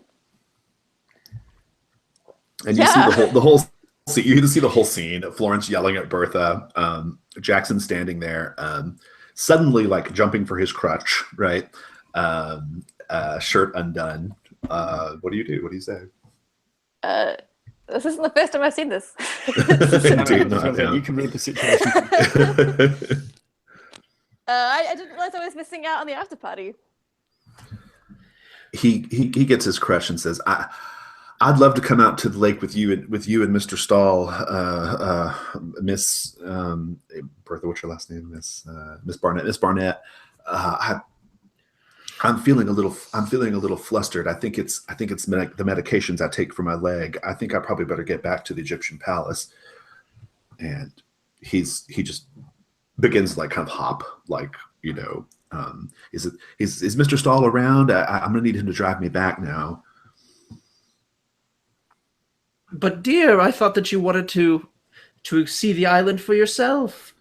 I do. Maybe later in the week. I'm feeling awfully hot. It's the medicines, you know. And he kind of like he says, can I steady myself on you? He kind of puts his arm around you, Bertha, to steady him, you know, because he's kind of like on one crutch or whatever, you know. And he says, his shirt's still basically off, right? Right, yeah, essentially, right. How does that make you feel, Bertha? Yeah, she's really like, I mean, hot and bothered is probably the right expression here.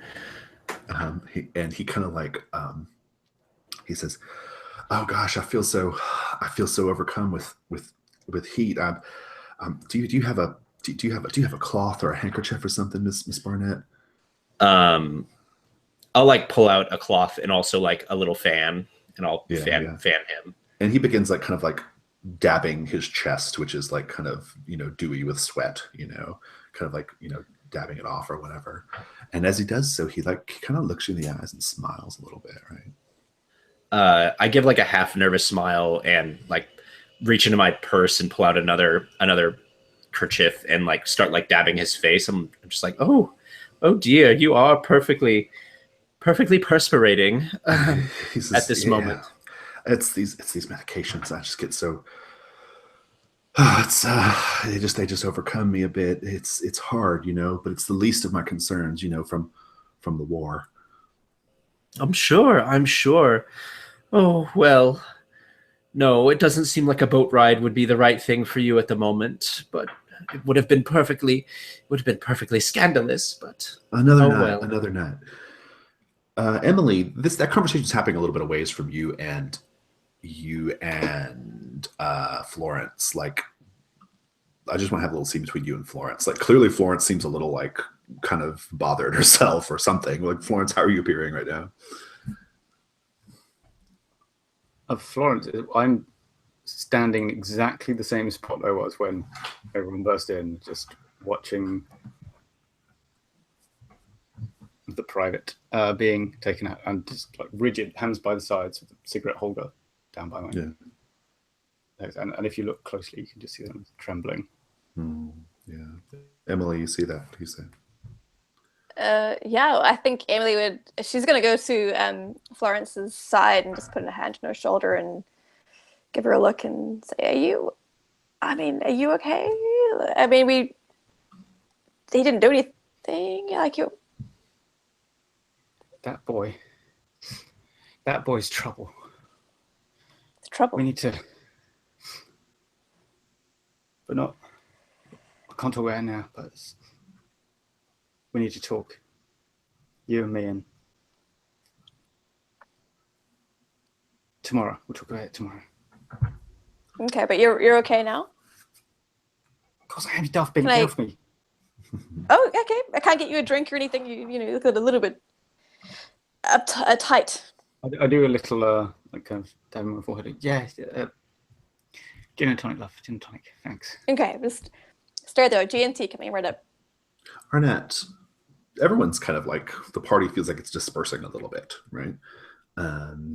You've got the run of the place, and the boat idea sounds like it's off. What do you do?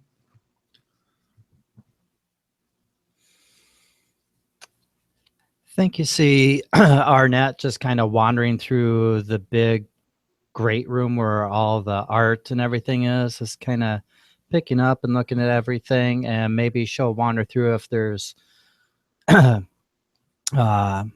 like a library or anything or any books laying around. Yeah. She's picking those up and looking at them to see if there's anything that she finds interesting. If she finds any book that she thinks is that she would like to read that's unusual or that the private might be interested in, she's just going to go ahead and slip it into her bag.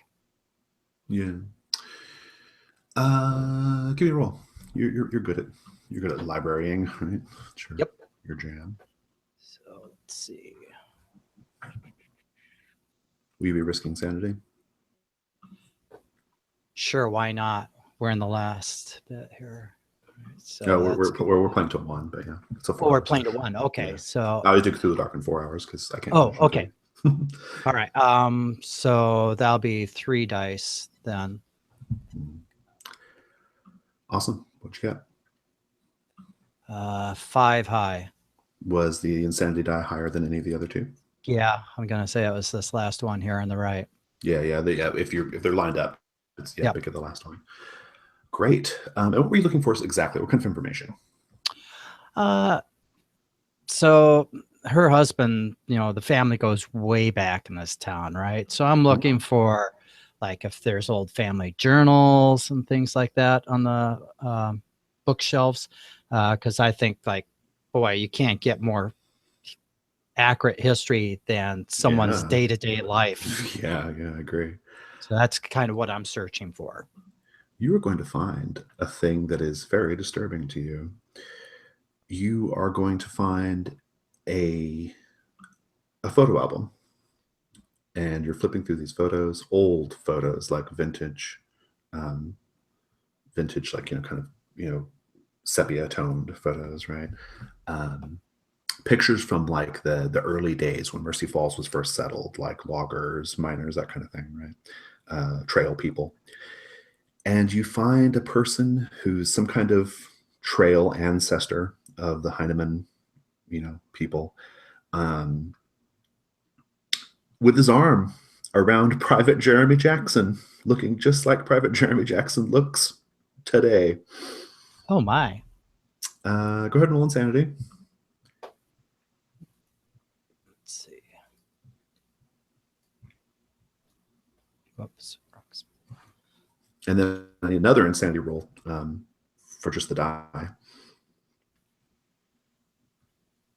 So 4. So that's higher than what my sanity was. Yeah, and then roll it again to see if you go up 1. This would be up against a 1 because technically you should have done that first. Okay. Oh yeah, 6. So you're up to 3 now, I guess.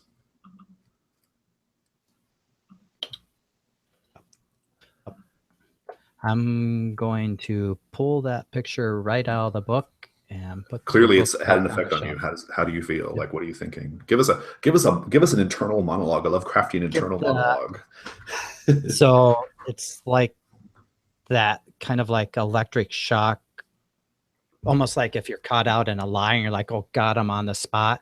Well, it's like, what the hell? I just kind of galvanizing response, and see her hand kind of trembling as she goes down to pull it out. And she's like, I can't, this can't be. And she's just, she feels kind of like unmoored from what she thought she knew.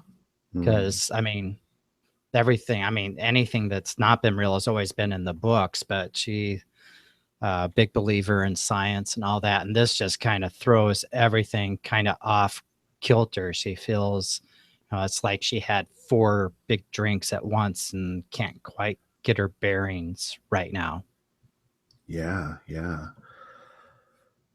Indeed.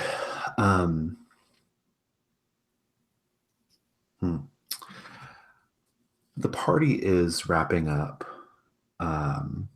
Anything anybody wants to do while we're still at the house? Or are we all good here? If there's something you want to do before we leave this scene, just call it out. All right, then. we'll just say it's the next day. Let's say a couple days. Say a day or two has passed. Like 2 days have passed. You all have like normal business you have to get up to at some point. And if it's okay, I'd like to have the scene at the meeting of the League of Women. So you're there, the meeting of the League of Women. And, you all have a lot to talk about. Some of you are a little shaken. Some of you are a little disturbed. Everyone's a little different. Mary Cahill seems particularly like she's sitting on some really juicy gossip, right? And you know this because she sits up taller in her chair and she kind of like smiles like she's, she's just she's the show, And she says, "My, that was a really, really wonderful party the other day, Florence. I wanted to congratulate you on your fate. It was truly a spectacular, splendid social affair for the ages." Oh, thanks, love. I do what I can, don't I? Give her a very thin smile. I mean, all my smiles are quite pinched and thin, but this one, Indeed. that's it. Indeed. Let's just continue the scene a little bit. What do you guys talk about? So it was a very interesting party, Florence. Does anyone here wonder if maybe the private isn't who he says he is? Or What would make you say such a strange thing like that? I will be watching Mary's reaction to this very carefully. Yeah. Bertha sets her purse on her lap and with shaking hands opens it up and pulls out the photo and says, "Here." And she just kind of passes it around the table, lets everyone take a look at it. Oh, great. Sanity rolls all around. Yep, that's what's happening. Everyone roll sanity. Good call.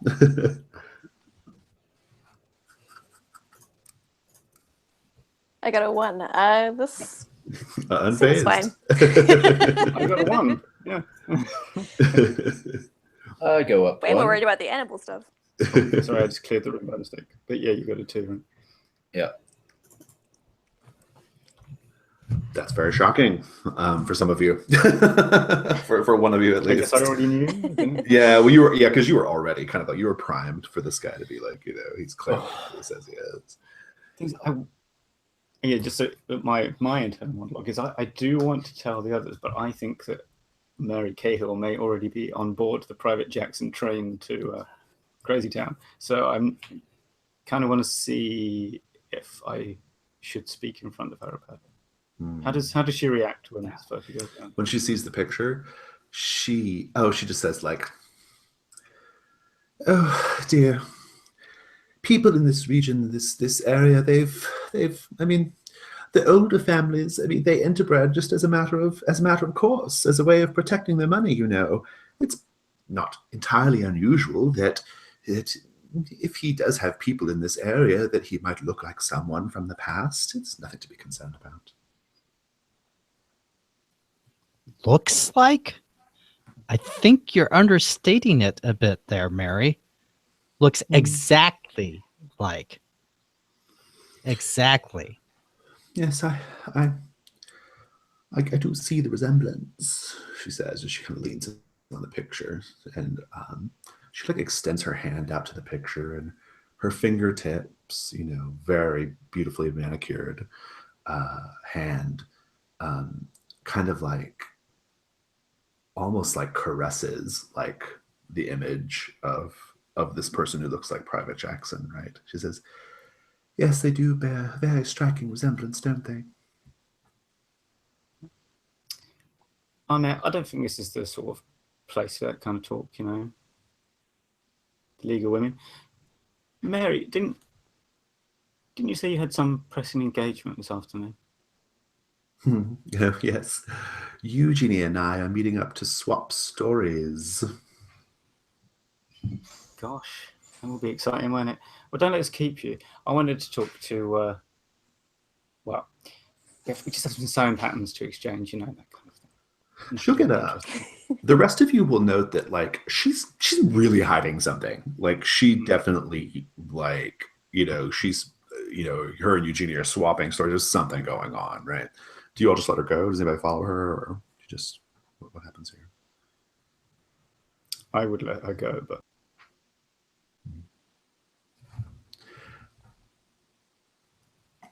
Yeah, I don't think I'm going to follow because I want to talk about this photo. You have the table, Florence. You said you were kind of like trying to get rid of her.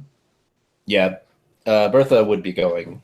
Yeah, I think it seems like Bertha is going to go follow her, or yeah. just leave. Okay, it seems like something Bertha would do, right? Yeah. We'll have that scene in a minute. So she's gone, Florence. You got rid of her. okay. Look, on it. Yeah. I don't think that he ain't Jackson. I know he ain't Jackson. He told me at the party. He was almost going to give me his real name and all, I think, but it didn't work out. He's weird. He's trouble. He's something strange. That's exactly what Alice said to me the other night. That he's trouble, Has that anyone he's been at strange. Eagle Ridge lately? Not recently. He started to tell me a story about how they all became like obsessed with him, you know, like everyone in town fell in love with him. And they'd like, they'd crawl over broken glass to be with him, all that kind of thing. That is so strange. He told Alice a very similar story the other night about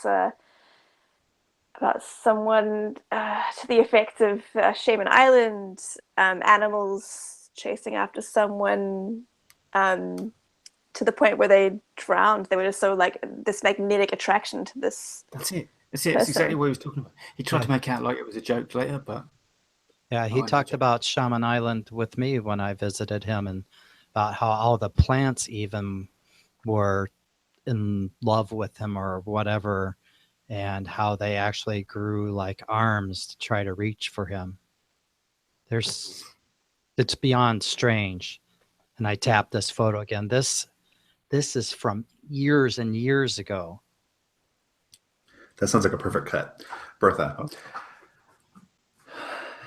you go across the way going after Mary Cahill. You can't help but notice out of your peripheral vision that just outside of the Egyptian palace, a number of dogs and cats, strays possibly, but maybe even some with collars, have all gathered outside of the Egyptian palace, almost like an audience or something, right? Like gathered outside on the sidewalk. What do you do? I'm still trying to catch Mary Kay, but I'm definitely like eyeing them like you would any group of animals. Strange assortment of animals. Yeah. As you kind of like glance over, you'll notice that the dogs are starting to like whine a little bit. You know, they're making like whining sounds. And a lot of the animals start to release their bowels. Like they begin like peeing and shitting on themselves just right there on the sidewalk, like spontaneously. And the dogs like make this sort of like, like kind of, like sort of like a gesture, like when a dog is like kind of submitting to a pack alpha, like kind of, like kind of hunkering down a little bit. Roll insanity. Okay.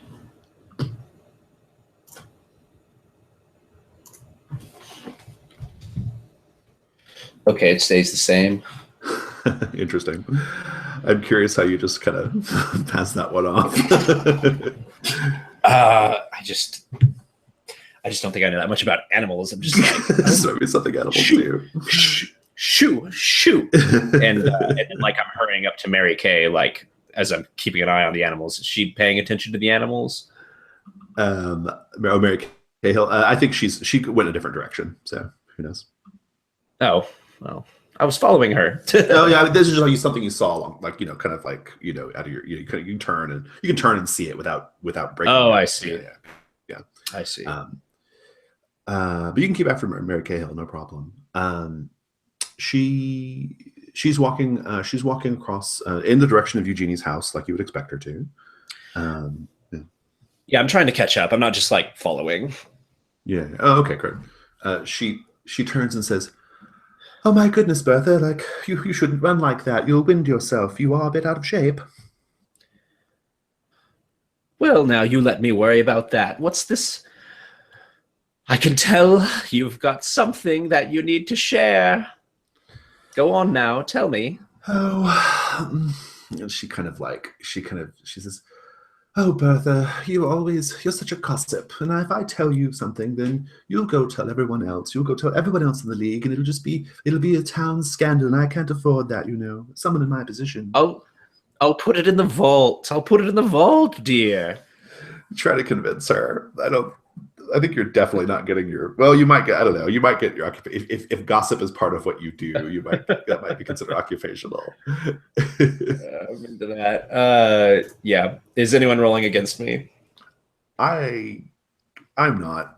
I want to see where this goes. All right. Nevertheless, I'll risk sanity. Ooh, 6, and sanity was the high, and it goes up. Indeed. She leans into you and says, she leans into you and says, "Now you promise you won't say anything, right, Bertha?" Of course, dear. Discretion is my middle name. Yes. Well, Eugenie and I have taken up a wonderful new program. A sort of calling, if you will. I'd love to show it to you. You should come with me. Oh, I wouldn't miss it, dear. I don't have anything until later this evening. Oh, come right now. Yes, let me show it to you. And she kind of like leads you forward, and she kind of says, and I owe you, on a 6, I might give you a glimpse into some forbidden knowledge, right? She kind of like turns and says, "I've had him inside me." Private Jackson? Oh, yes. Oh, my. He is a lover beyond compare. He is magnificent. I will tell you that when I was laying with him in that ratty bed at the Egyptian palace, and as he put himself inside me, I feel like the veil between the dimensions thinned. Bertha, I feel like I was looking into whole other worlds, whole other states of being, another dimension. It was magnificent. And I saw his plan for us. I saw what he has in store. And we will be there at the forefront, Bertha. We will be his handmaidens, ready to usher in this new age. Isn't it exciting? Yes. Well, you seem a bit old to be a maiden, but she's just like trying to like cope with this, what has just been said to her by Mary Kay. Indeed. And she kind of like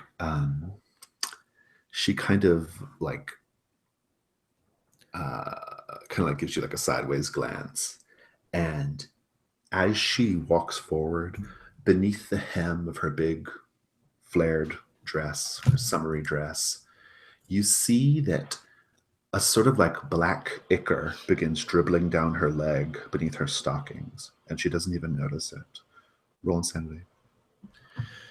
All right. Actually, no, that just take roll. I already had. Yeah. Well, yeah. I mean, this is the second thing. The first was just her weird speech.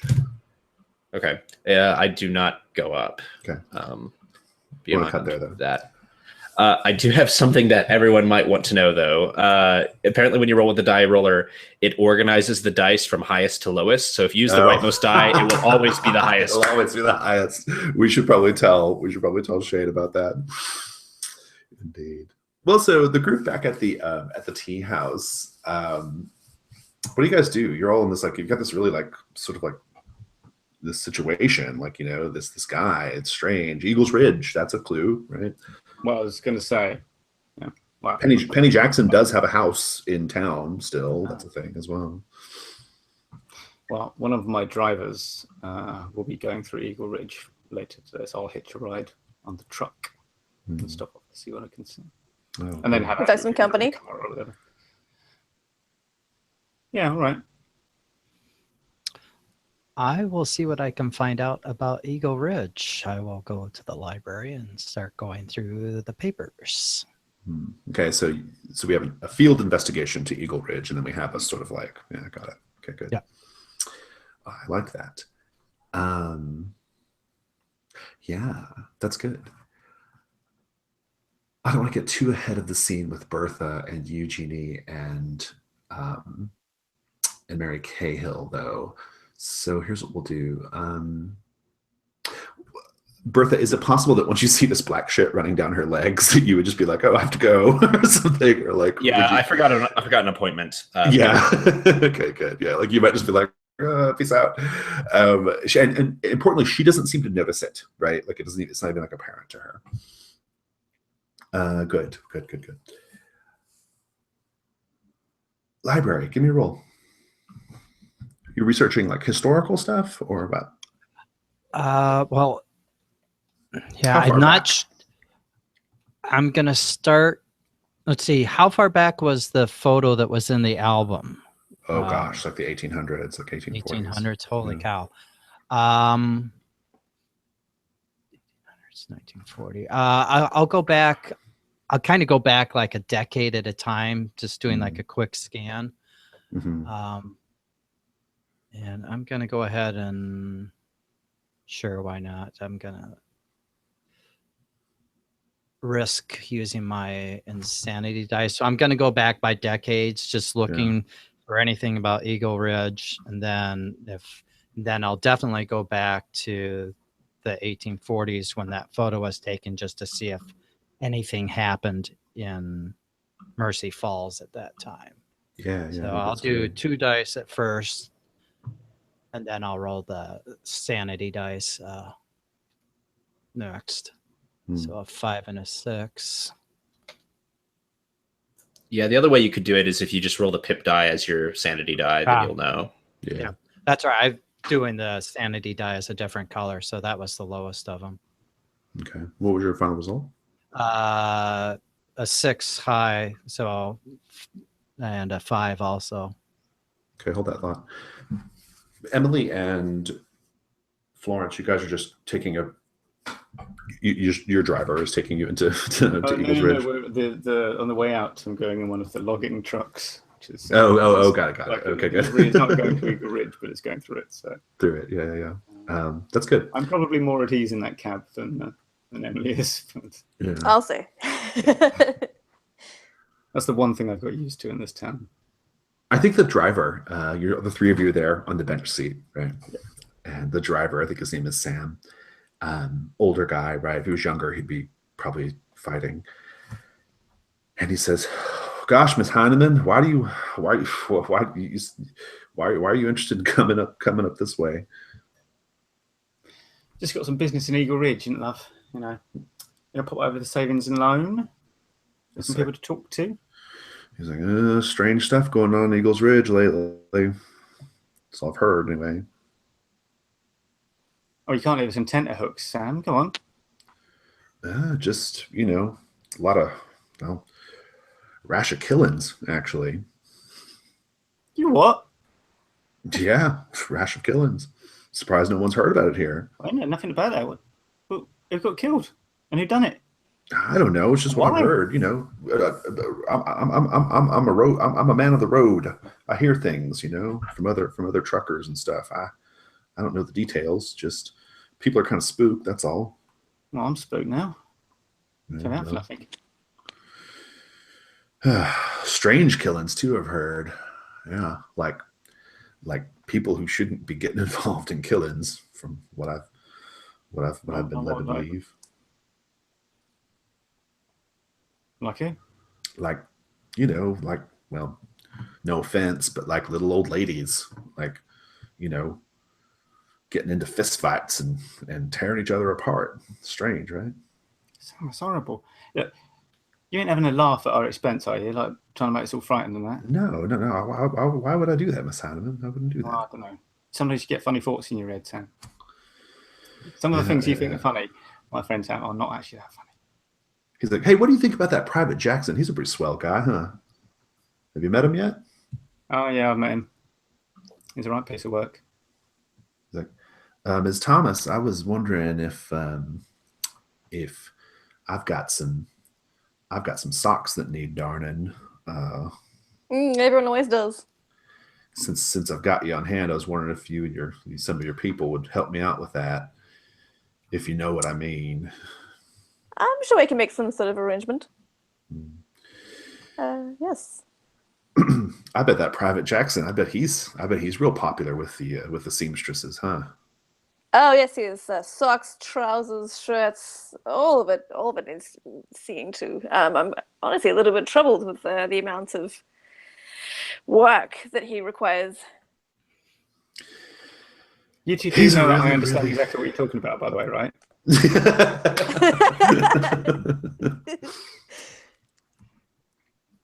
He says, "Well, he's that Private Jackson. I tell you what, he's got a lot of interesting stories. I mean, I was talking to him the other day. And he was telling me about the war and telling me about different things. And he's just he's a really interesting character, really great guy. Reminds me a little bit of myself when I was younger."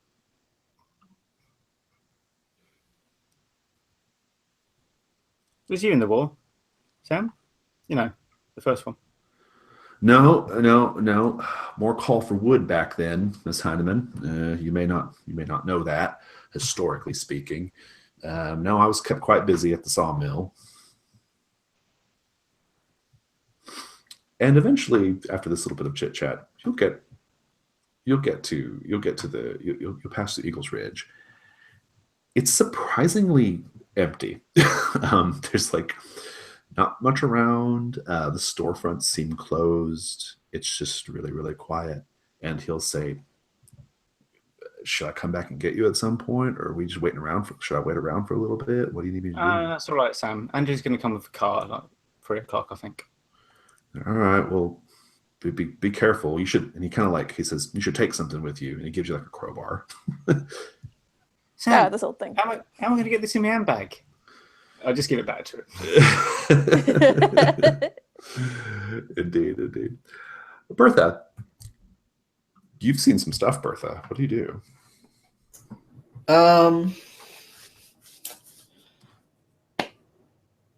It's really strange, but I want to swing by the Egyptian palace. Okay. You should. I have my casserole. I'm armed with my casserole. Yeah. Gerald is there, and he sees you. He looks a little nervous, like he's got something in his hands he doesn't want you to see. He kind of covers it up, right? And of course, I want to see it. Of course you do. He says, "Oh, hello, hey Bertha, what can I do for you? I take it you're here to see Private Jackson." Yes, I just came to drop Well, by. he's not around. He's not taking visitors. Sorry. Oh, well, perhaps you could hold on to this for me.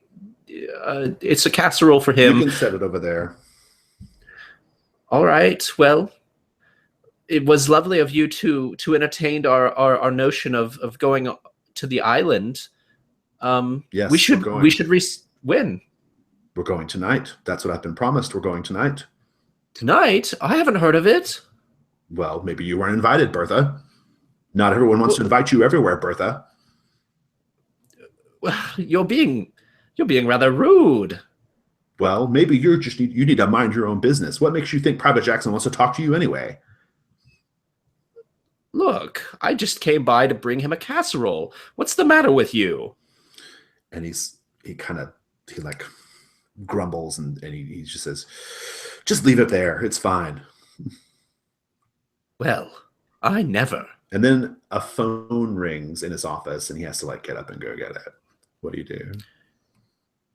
I'll quickly go to see what he was fiddling with. When you get, you go and you see he's got like a bunch of photographs of Private Jackson taken recently in his room in the Egyptian palace. Um, they are photographs of Private Jackson like in his underwear, laying on his bed, doing funny, flirty poses, that kind of thing. And there's like a bunch of them.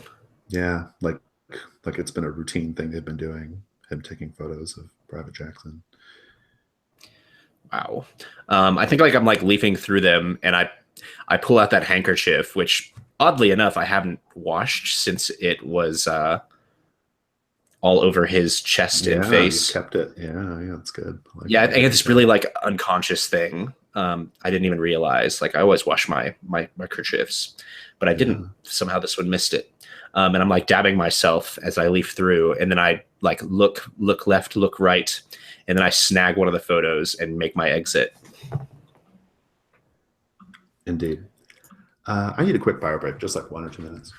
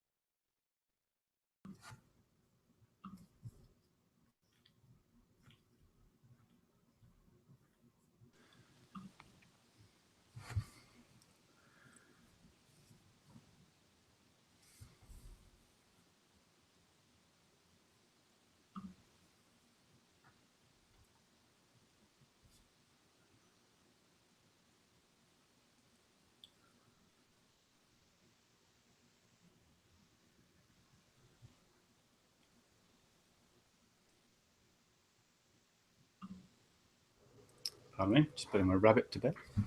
Indeed, indeed. That is not a euphemism. I have a rabbit. David, are you there? Yes. Okay. So Arnett, you were searching Eagle Ridge history, right? Eagles Ridge. Both the local history of Mercy Falls around the 1840s to see if anything happened then, and then but the first thing was working back on Eagle Ridge. Yeah. What was your 10-year blocks?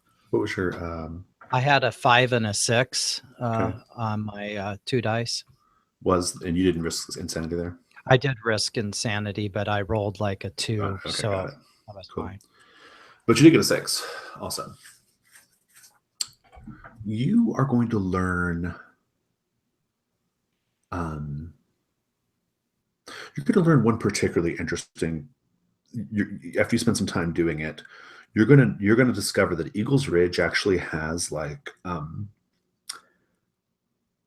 this alleged like violence that's broken out over at Eagles Ridge. You don't know anything about that. You haven't heard that yet from the driver of the truck. You don't know that, but you're going to discover that back when Eagles Ridge was a camp town, back in the 1800s, they had a flare up where basically some kind of argument broke out and they all killed each other, just murder like crazy, right?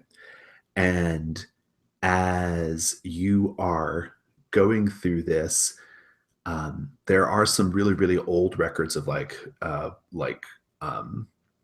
think there are like some copies of like old one sheets, like old one sheet newspapers from the era. And a statement is given describing the carnage of Eagles Ridge from a one Jeremy Jackson. And roll insanity. All right.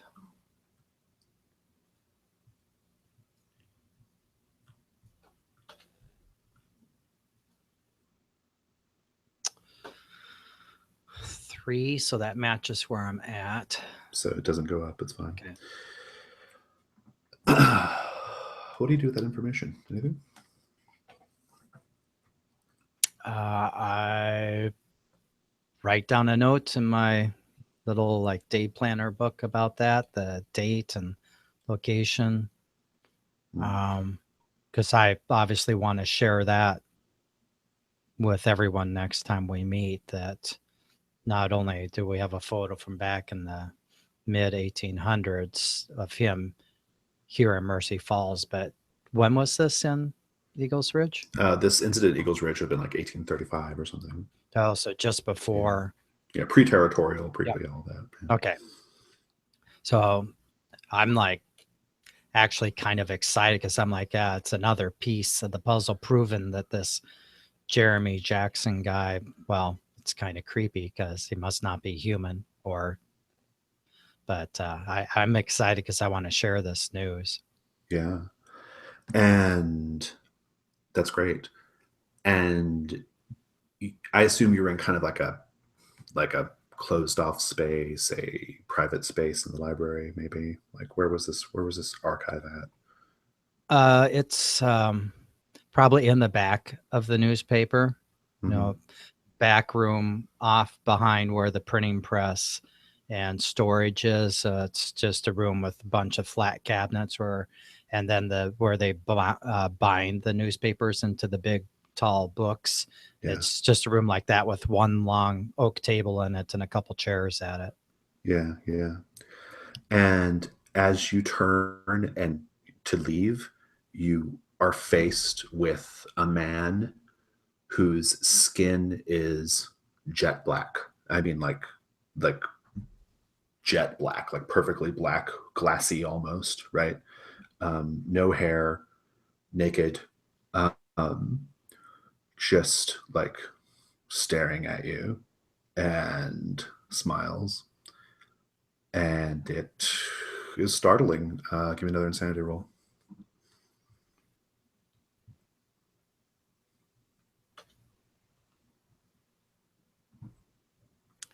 That's a 1. So I made that as well somehow. And it's a passing thing, just a brief vision. Oh, something gone. Yeah, it was just momentarily like a phantasm. Right? How does it make you feel? I am really scared now. You see, kind of tense up, and I start just grabbing my stuff and just shoving it into my purse, and don't even put the newspaper books away or anything. And I just open the door, and I'm looking out to make sure that there's no one in the hallway. Hello? Yeah. And then That's I'm good. gonna scamper out as fast as my little old legs can carry me. Florence and Emily, you're in this town. Sam is driven off. No one around. Seems really dead, almost like a ghost town. Do you go together to conduct your investigation? Do you split up? What do you do?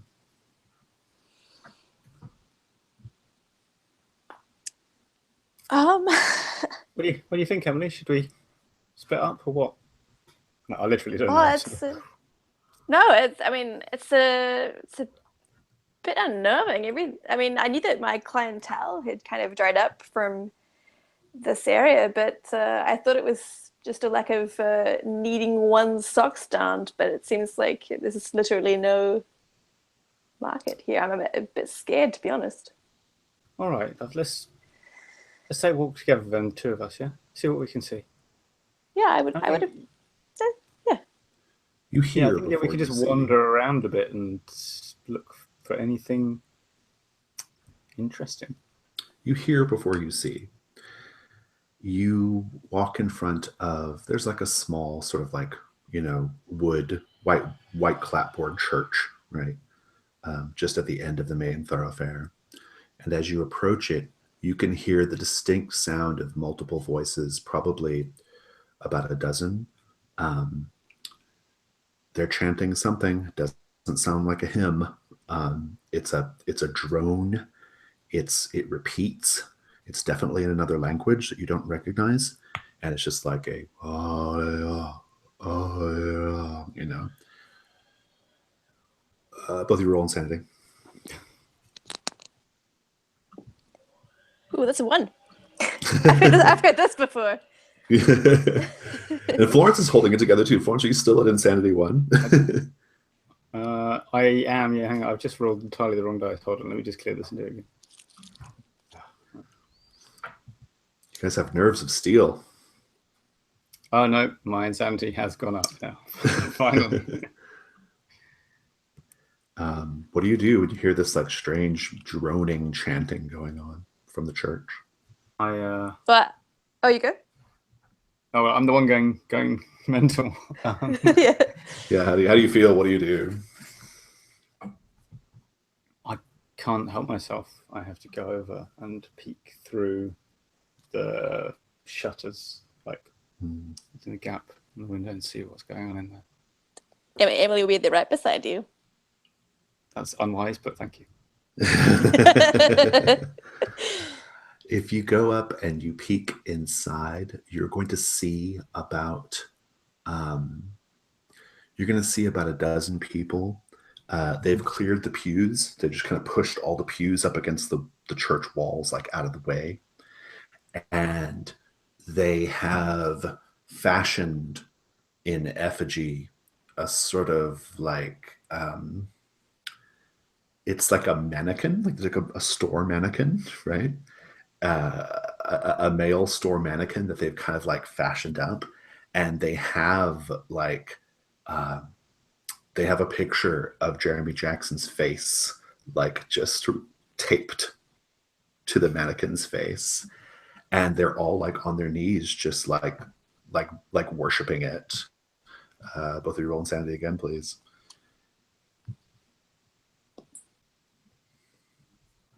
I'm going up. Me too. You're right. There was some words. Yeah. What do you do now?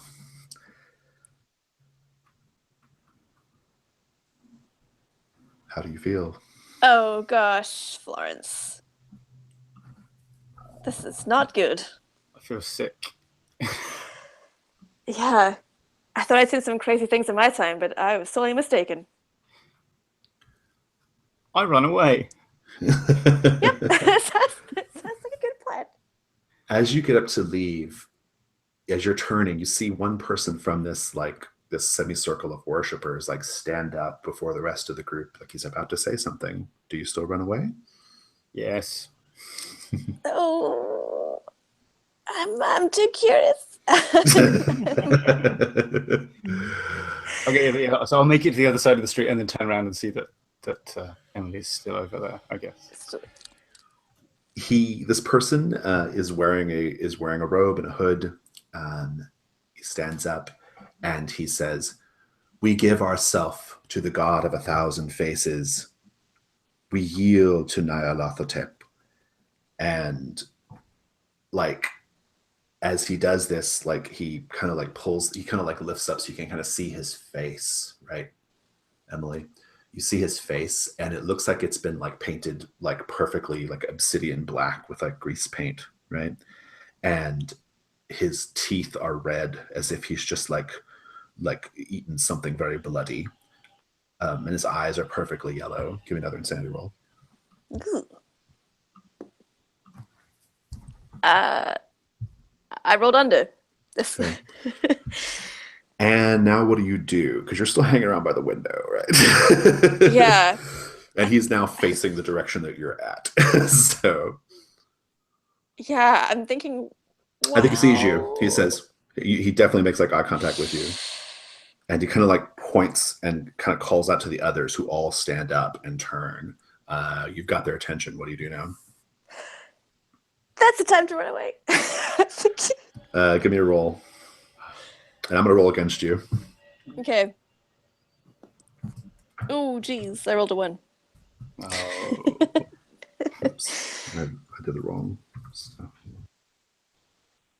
I rolled a 4. Would you like to roll sanity to get away to roll again? Yeah, I would love to. Okay, so you roll a single d6 because you do it as if you had originally rolled it. So go ahead. I rolled a 3. Okay, so you're going to do a sanity roll for sure. And now you can choose to reroll. You get to reroll both dice because you included your sanity die. Okay. But I got you down for 1 roll so far on the sanity. So go ahead. You're trying to beat a 4. I got a 6. Okay, you're good. You're going to escape. On the reroll, was the sanity die higher than the other one? Yes. I get 2 sanity die rolls off of you right now. Oh, gosh. Let's see how that Okay, turns so- out, and then I'm going to cut away and come back to this scene. But let's see how you end up at the end. Cool. So I rolled 2 dice, 1 for each for sanity. Yep. Cool. Yeah, if you go over 3 on either of them, you go up. So I got a 3 on one of them. okay, so that's no problem. What about the other? I got a 2. So you're good. Okay. We'll cut away. Bertha, you've just had this like really, really ugly encounter with Gerald Stahl, and you see these pictures of him like clearly, like, I don't know, maybe they're a little sticky too. Who knows? But you've got these pictures. The pictures are a Private Richardson, right? Of Jackson, yeah. Sorry, Jackson. You said you grabbed one, right? Yeah. What do you do? Where do you go? Like I'm just like making my way home. Like I don't have anything else going on right now.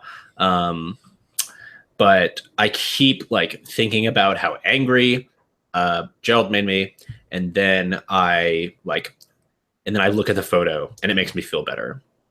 And then I get angry again, and then I look at the photo and it makes me feel better. And then what do you do when you look at the photo and you realize that every time you look at the photo, Private Jackson is touching himself in a different way? Like you're gonna roll insanity for one thing. Yeah, I'm rolling insanity. Yeah.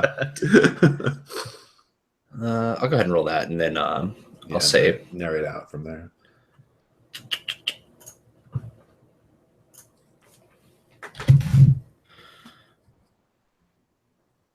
Looks like it's going up. What does that put me at? 4. 4. Yeah. You got this picture. Every time you look at it, it's like a stop motion animation or something, you know, like every time you look at it, he's like doing a different thing, touching himself, rubbing himself, rolling coquettishly on the bed. Yeah. In a surprising display of ingenuity, like once I get home, I like just like lock the door and then take another piece of cardstock and I just start thumbing it like so that it's like a constant, like it's constantly changing and shifting.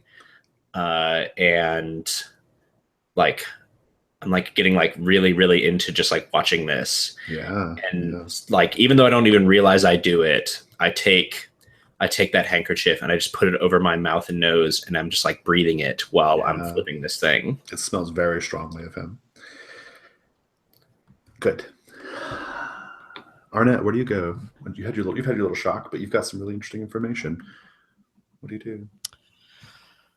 I think I am going to scurry home very nervously, constantly looking back to make sure, and really nervous whenever I cross side streets and stuff because I just keep waiting for that black man thing to just be there again. And when I get home, you see me nervously, just kind of everything's really orderly in my house, and I just like toss my purse on the table and throw my coat down on the floor, and that looks way out of character for the way Arnett would normally act, and grabs the phone, and I'm going to try calling. Just going to start calling through. As soon as you pick up the phone, there's someone on the line. Hello? Hello? Clear the line, please. I need to make a call. Clear the line. Is this Arnett? Yes. Who is this? Oh, I'm so happy I got you. This is Private Jackson, Jeremy Jackson, staying over at the Roadhouse. We met the other night. Click. Hang up. Roll insanity, please. Let's see.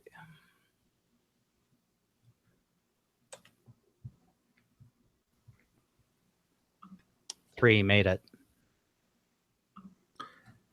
I'm like looking at the phone like it's a snake that might bite me now.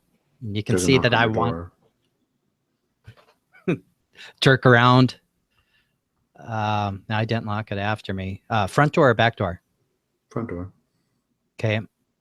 Go up to the front door and pull the side curtain aside and look outside. It's him. Go away. I'm going to lock the door. He says, Miss Wilson, Arnett, I was wondering if you want to go to Shaman's Island with me. We talked about it the other day. Oh, God. Mr. Stahl and I are going out there tonight. I just wanted to see if you'd be interested in joining us. What time tonight? I made my roll. Yeah, okay. He says, I think we're going to go out just right before sundown, maybe like around 6:30. Sure. I'll meet you down at the dock where Mr. Stahl keeps his boat. Thank you. See you later. Are you okay, Miss Wilson? Is there a reason why you're not opening the door? Just really tired, and I was just getting ready to lay down and take a nap. All right. Well, I won't trouble you anymore.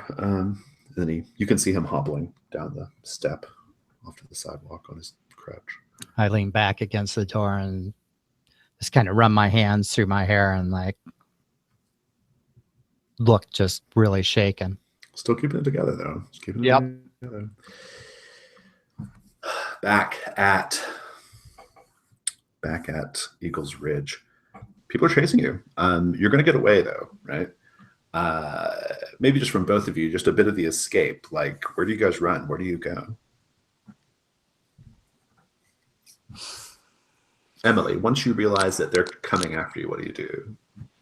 Yeah, well, don't make it out this way very often, so I'm not super familiar with the town's layout. So I suppose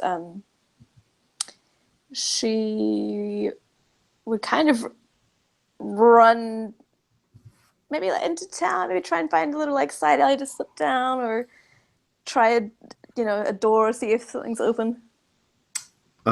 Florence, did you guys take off in the same direction, or do you see her run off? What do you do? Yeah, no, I'll sort of go. I was away from the church, sort of hissing. Okay, yeah, right, yeah. Oh, yeah. So if she takes off that way, I can sort of parallel. Right, course, yeah, I'll do more or less the same. Those people will come out and they'll kind of they'll look around for a little bit, but they'll eventually feel like they just lost her and they'll go back in the church. So you can kind of meet back up with her if you want. So you guys can have that scene. Emily, I'm sorry. We should never have come here. It was a stupid idea. Oh my God, Florence. She's gonna sort of reach out to you for some physical comfort, like a hug or something, and be like, "Oh my God, did you see? Away. Yeah. Did you see that man? No. I don't know what he was eating, but it was sure bloody." What happened?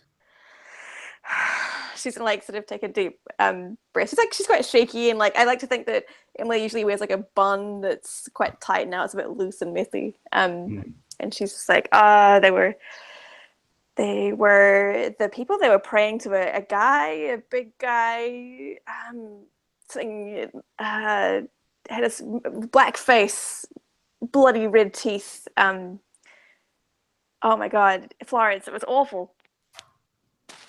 We got to get back.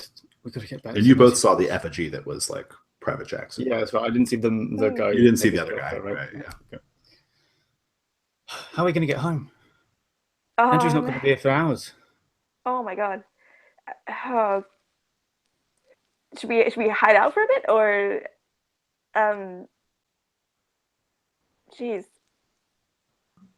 We need Actually, wait. How rural is this area? Is it the sort of place where you find a car or where you find a horse? Oh, there are cars around, but it's just it's just a mountainous forested area, right? Do you want to try to grab a car? Yeah. A motor vehicle of some kind. Yeah. Yeah. Just give me a roll and see if you can successfully hotwire a car. I'm gonna roll against you. Is either of us good at this? I don't think I am. Unless there's something about my past I haven't mentioned. Well, there's a lot. I like to think Florence might. You have to beat a 5, so I got a 5. you can roll together as well. If you want to both pool your dice. I'll roll one as well. And I suppose I might as well risk sanity for this one. Seems important. That didn't help at all. But I don't need to make a sanity roll. 2 3s. Okay. And what you end up with is your high die, Emily. 5. Okay. I can't remember what happens if one rolls. I think I have to beat you. I think you have to beat it. Yeah. So yeah. So you get the benefit of the 5, which is basically as good as you can get. So you just Emily, just describe how you guys find the car and get the hell out of Eagles Ridge. Yeah. I guess we stumble across a car that seems open. Maybe someone left it in a hurry. Maybe it's another a delivery truck or something, kind of awkwardly. Yes, milk I love truck. that. Yeah. Yes, I love that. Something that's not super glamorous. Yeah. And then perhaps I don't know. I feel like there's a key left in the or maybe there's a key left in the ignition. I don't feel like Emily has enough finesse to hotwire, but maybe getting that. But I feel like when it turns on, it's a bit noisy, right? Yeah. And kicked a bit of a fuss. And I think as you're driving off in your rearview mirror, you might see some of these people gathered in the square, as you drive off. Very slowly in a milk truck. Indeed. So I think we should fast forward time a little bit. I think it'll be early evening, maybe right before you agreed to go meet Stahl and Jackson for that boat ride, Arnett. But you can all meet up if you wish somewhere. I just want to go around the table and find out what everyone intends to do, Bertha. Well, so I found out that they were going to take this boat ride. Yeah. I think Bertha's losing it a little bit. She is too. I think I spent the afternoon trying to call the private and get in touch with him. I don't know if that was successful or not. You can, yeah. He'll pick up. If you get his I'm sure he has like an in-room phone or something, right? Mm-hmm. And I don't know if that's era appropriate or not. We'll say it is. He says he before you even say who you are, he'll say, "Miss Barnett, I was wondering if you'd give me a call." Yeah, and this is only like 10 minutes after we saw her with her photo, and she still has this thing over her mouth and nose, and she's talking into the receiver with it. Yeah. He says, "I know you've been thinking about me." I heard you were going to take a boat ride tonight. I am. Well, I was so looking forward to going to the island with you. I'd love for you to come with me. I think that'd be great. Well, don't feel pressure now, though, young man. I don't mean to just invite myself, even though that's exactly what she's doing. I don't feel pressure at all. Miss Barnett, I'd like for you to do something for me. What's that, dear? Where are you right now? And she'll describe her living room. Is there anyone else around? No, there's no one else around. She'll even go like one step further and describe like how she has like closed the drapes and things. He says, "That's good. I'm glad to hear it. Miss Barnett, I want you to take that picture that you found of me on the desk that I know you have. I want you to put it somewhere really special in your house. Your mantle, perhaps. And then I want you to get on your knees and say a prayer about what you want to happen tonight out on Shaman's Island." And she gives like kind of a titillating laugh and acts like it's all a big game, but her eyes tell the truth. Do you? I'll make it a roll if you want to resist this, but if you don't, if you want to just roll with it, I'm cool. No, she's not going to resist it. She just acts like it's all a big joke, but after she hangs up the phone, she does exactly what he says. You might be over the limit here. Go ahead and roll insanity. This might. Yeah. I feel like you're pushing close to the limit here. You get a 5 or 6, you're going up. Let's find out. Oh yeah, we're going up. So now that you've hit 5, mechanically you have the option of trying to suppress mythos knowledge. So if you want to come back from the brink, you can do something. You have to destroy something, some kind of evidence or information to get to do that. But I'll leave it up to you. Think about it. Right. We'll see. She might be thrall. I don't know. She might be completely thralled. Yeah. Emily and Florence, once you get back to town, where would you go? What would you do? I think we'd go to look for the other 2 of our circle, right? Let's say you find Arnett, because Bertha's busy.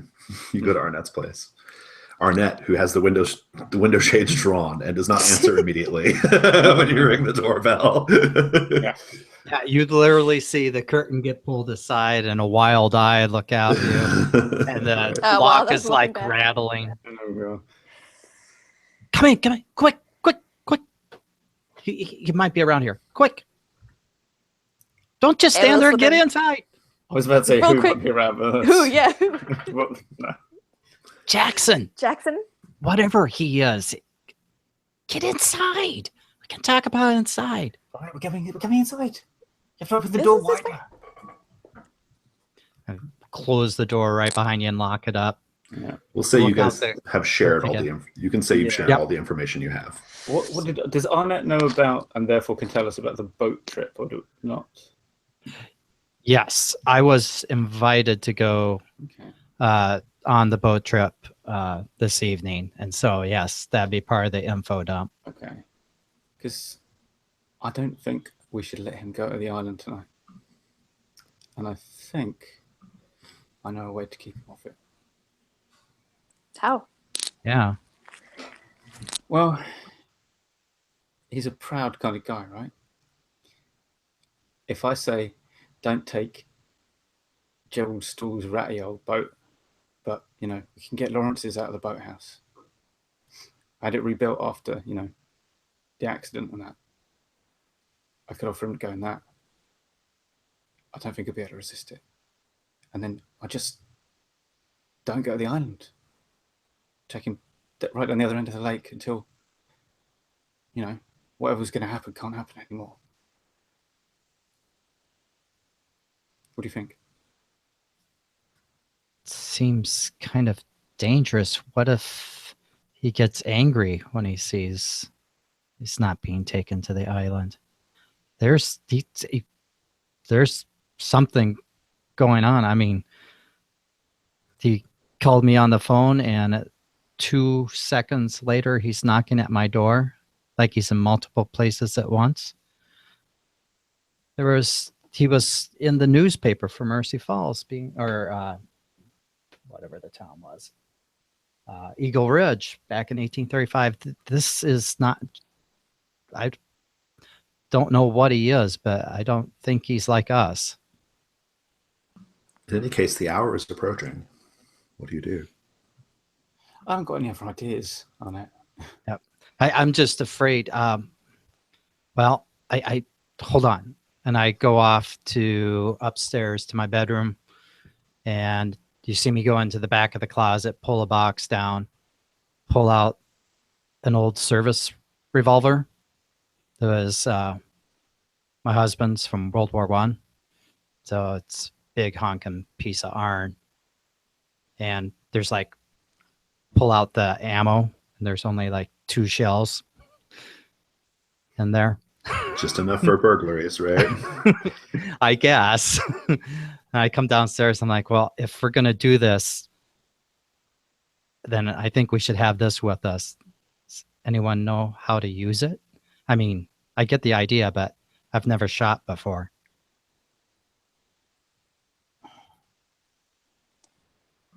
I've handled a gun shaft or 2 in my time. Flies right over our nets right now, and she just hands the gun and the ammo box with the 2 cartridges right over to you. She'll take him. Wait. Who else has he invited? Do we know?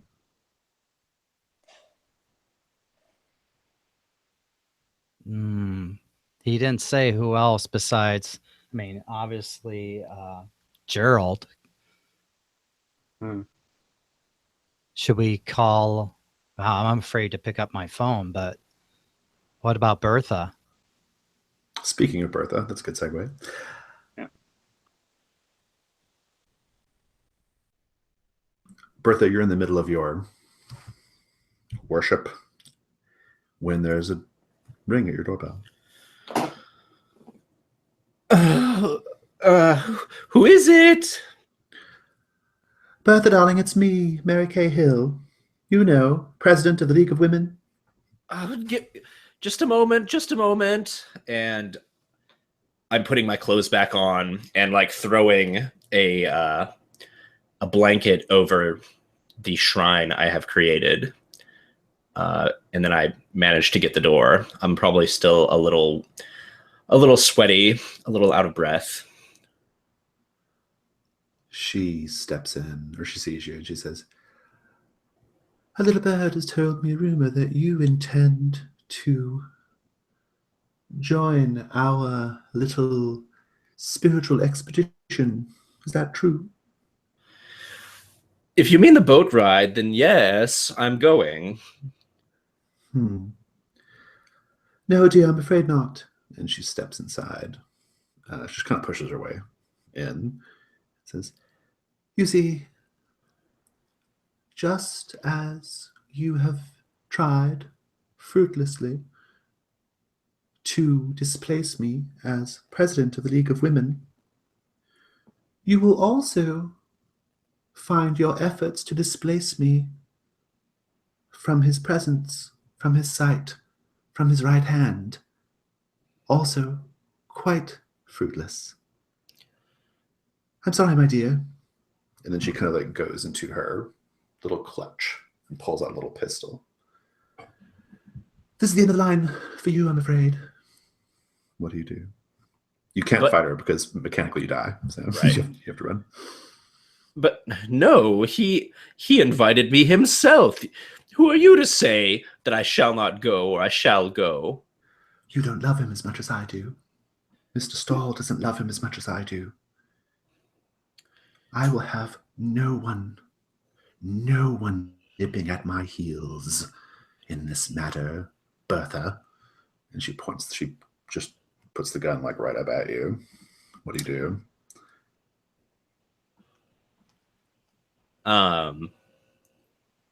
I think that I just get like kind of angry, and then I just like use my like I'm bigger than she is, so I'll just kind of like shove her and then run out the door.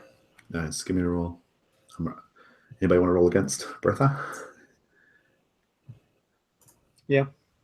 Go for it. It's always fun when a player sends another player to their death, right? Right. She might just get clipped in the leg or something. 4. I got a 6. Nice. It's oh shoot, I did not make it clear if it was the sanity die or not. I'll just roll 2 dice and see which one. The pip die will be the sanity die.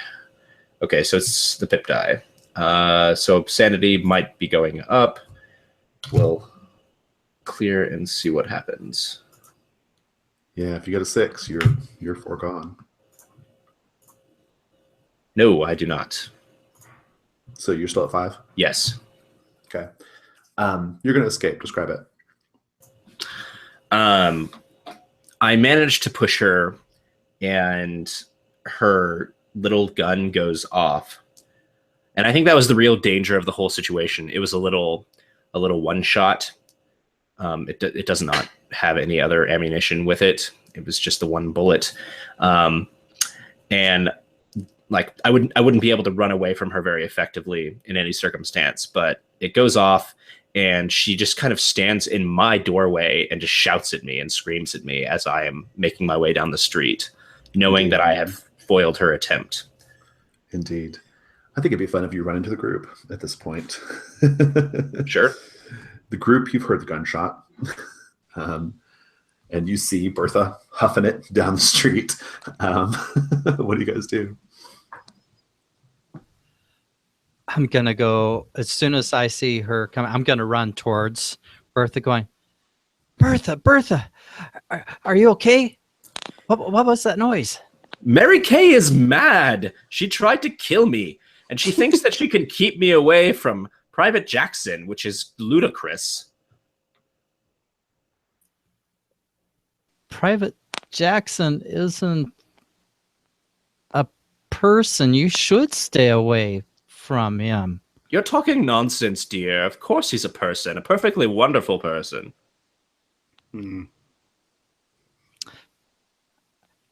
Put one hand on your shoulder, take my right hand and slap you across the cheek. What is it? Out of it, Bertha. What is it with Not everyone? real. And these violent reactions? Why did you hit me? He's not real. What on earth do you mean he's not real? Of course he's real. Touched her with my own 2 hands. What was the plan? What were you guys going to do? Were you going to go meet him? Well, I think Emily and I need to invite ourselves to the island, right? Right. Yeah.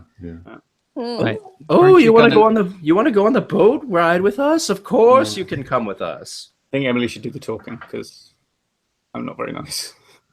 Do you guys go down to the dock where they're supposed to be meeting you? Oh, are they already going to be there? Oh, we don't have to go to the guest house. Yeah, okay. Yeah, we could go down to the. Yeah. No, if where Skull's boat is, right? Yeah, if you act like you're interested, Bertha will just invite you, even though she has no power to do so. Yeah, it doesn't really have the authority. You guys get down there. I think like the delay with Bertha and whatever's going on with Mary Cahill and like all that, and just your discussion. I think it's a little later than you kind of expected. That you were expected to be there a little earlier, and the sun's pretty low. It's just about down on the horizon. I mean, we are at We are at dark blue sky, right? Dark blue sky, that is. Just a hint of pink streaking across the horizon. And you see Jackson and Stahl there with the boat. It's a big enough boat for all of you to be on. And Stahl will come up, and he'll come up the way, like as you call coming down. He'll say, no. I agreed that Arnett and Bertha could come, but not the two of you. That's quite enough. Emily? I think, Emily's going to step forward and be like, well, that boat seems big enough for all of us. And yes, that may be the case. But Private Jackson, he doesn't need to be distracted. This is very important for him. Historically speaking, it's probably more than you can comprehend, frankly, Miss Thomas. George, we don't necessarily want to come on the boat. Gerald, Actually, yeah. George, Gerald, sorry, G names. Yeah. Gerald, we don't necessarily want to come on the boat exactly, but we just need to talk to Private Jackson before you go, right?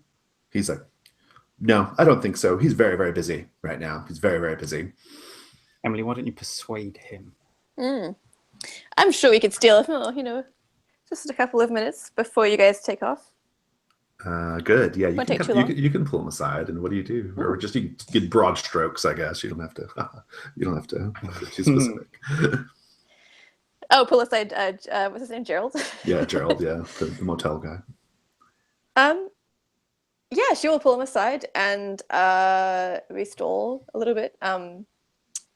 See if she can, tend to any tears in his trousers. Indeed. I think a little seduction might go far. He's still a warm-blooded man, even though he's got this puppy love for Private Jackson. Give me a roll. That's definitely within occupational expertise. I got a 3. That's my high. I'm not going to roll against. I'm gonna roll against. Okay. This is where it starts. Oh yes. I got a 2, so you're good. Okay. 3, kind of a mixed result. He says, fine. You can all come, fine. But just listen. You do not, I repeat, you do not get to sit next to Private Jackson. Oh, Gerald, we wouldn't dream of it. He's all yours. Yes, I should think so. He kind of composes himself after you put your moves on him or whatever and says, let's go. Come on. It's already getting dark. He stomps down there. Well, he's not in a very good mood. Yeah. Private Jackson sees as you're all coming down to the boat. He says, well, this is really splendid. I didn't know we were going to have so much company. Miss Heineman, it's really nice to see you. When was the last time I saw the Jacksons at the party? The party is the last time you saw them, yeah. Well, except for the idol they were worshiping in Eagle Ridge. Well, I don't think that counts. I guess I have to do this in person instead of delegating to Emily. But Mr. Jackson, I didn't. Well, I want to go to the island, but I wanted to offer you a special, sort of a special treat. I like special treats. I sort of cast a disparaging glance around at the slightly rusty interior of this. I imagine it's like one of those large fishing skiffs or something. Yeah. It'd be a tight ride, right? Yeah. My late husband very much enjoyed boating, and he had this, this wooden speedboat I imported from Italy and that. And I thought, wouldn't it be special if perhaps you and I, and maybe Miss Thomas here, would take, a separate ride from everyone else and join them at the island later on. So you're trying to say you want to go with him, you, and who else? And Emily? Emily, maybe Arnett. I don't know if you're up for that. Arnett. I guess we would have discussed that before. Bertha doesn't seem to. I'm not bringing Bertha. Yeah. This could be a roll against too from Bertha. Bertha may not like this plan, right? Yeah. So. Yeah. I think that's a lovely idea. Yeah. I agree. he says, sure, yeah, no problem. I'm down with that. It would be kind of a tight ride with all of us in this little rusted piece of junk anyway. Except that, Bertha, you get wind of this plan. Like, once you start realizing what's about to happen, Bertha, what do? You're gonna be excluded from the boat ride. Right, that would be a roll against. Absolutely. Like, it's not going to just be like Gerald and Bertha on this boat and then everyone else on the other boat. Well, and Gerald's not having it either, right? Like, Gerald would be like, like really like on your side on this. What's your basic argument that you make just to kind of trigger the roll here? What? No, we're not going to take the time for you to get your boat out. It's already dark. Gerald's boat is plenty big. Let's all get on. It's a pretty solid argument. So. All right, let's have a roll between Florence and Bertha. Yeah, Competing players roll against each other with the highest die winning. Highest insanity breaks the ties. I think I'm going to try and claim here that this falls under my that tempting people with luxury goods falls under the wealthy because widow. You are a wealthy widow. Yeah, I'll take that. Nice. I'm risking sanity. Okay. I might if this goes badly. And I'm rolling green dice. 4. Why the heck does that do that? D8. I don't know why did it roll a D8? Oh, because it's actually the box is on the left of the. It's on the left of the die thing, not the right. I got a 5 on my sanity die. So you're rolling again for that, or you're rolling insanity? Well, I have a 5 right now. Do I roll on a tie, or am I good on a tie? Oh, you rolled your insanity already. Yeah, on a tie, you're fine. So who won the actual roll though? What was the roll off? I might re-roll with sanity though. Okay. So that's. You get to roll. Just roll again, adding your sanity die, right? If you're adding the insanity die brand new, you roll that once by itself to see how it would have stacked up to the rest of the roll. I'll do that first. That's a 3. Okay, I'll do the reroll. And then you can re-roll the whole thing. Mm-hmm. Ooh, Okay, you got that is a 6, and the insanity die is the highest one. Let's have that first. See how that goes.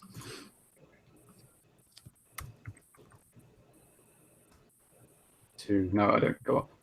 Right, you guys are really hitting those. Like, yeah. Jackson says, Miss Barnett, it's fine. Don't worry about it. We'll all end up on the island together. No, don't you worry none. You keep Mr. Stahl company, and I'll meet you on the other side. All right. And then he kind of steps up really close to you and he says, and I tell you what. He kind of puts his hand on your shoulder and then the other hand on your cheek. He's discarded the notion of hobbling around at all at this point. He just walks. And he says, I tell you what, when you get there, I'll make the separation from me completely worth it. And then, but we're going with the original plan of him getting on the boat with the other 3 and you going with Gerald. Right. So. And I just melt at his touch and his words. I just am putty in his hands, whatever he wants. Indeed. It's quite dark now. But then we had this argument. You've been you have to get the other boat, and it's dark. Okay. Who's driving the boat that he's on? Of the 3 of you, or one of you driving? You letting him drive the boat? I think I will be driving. You will be driving the boat. Okay. And the plan is what precisely? I think a good first step is for Arnett to see what happens. Oh wait, who's holding the gun? Emily, right? Yeah. I think just seeing what happens when you shoot him is interesting.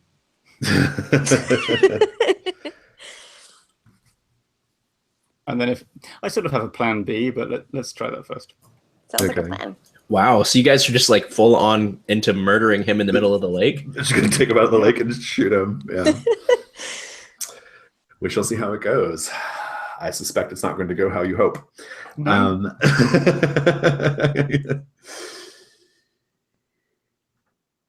Are you going in the general direction of the island, though?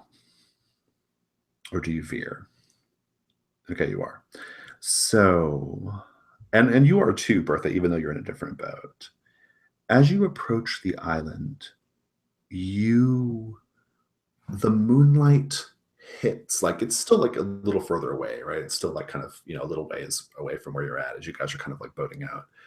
But the moonlight will hit the trees in such a way that their branches, the canopy of trees or the circle of trees around the center part of the island, the shadows, it looks like the branches, they do look like fingers, kind of like stretching out into the middle of the island. It's quite eerie. As we approach the island, each of you with different intentions, obviously, but I'd like to know from each of you,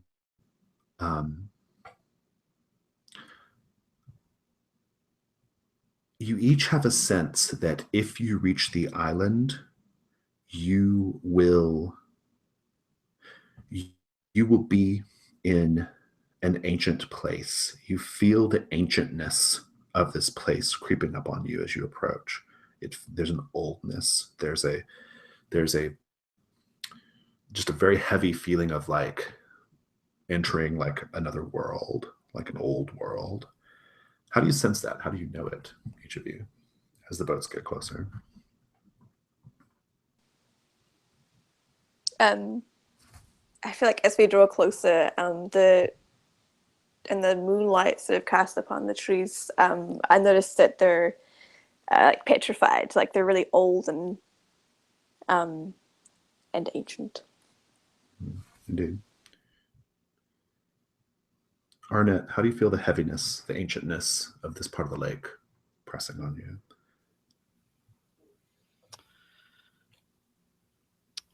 I think as I look at the island and see those trees and how they look like hands, and I can just visualize them as like years and years of accumulated dread and power pushing down, weighing down everything. I feel that sense of, again, displacement and being very small and unimportant as I look at that. What about you, Bertha? The sensations that I am having, I would kind of have to describe with out of character knowledge. That's fine.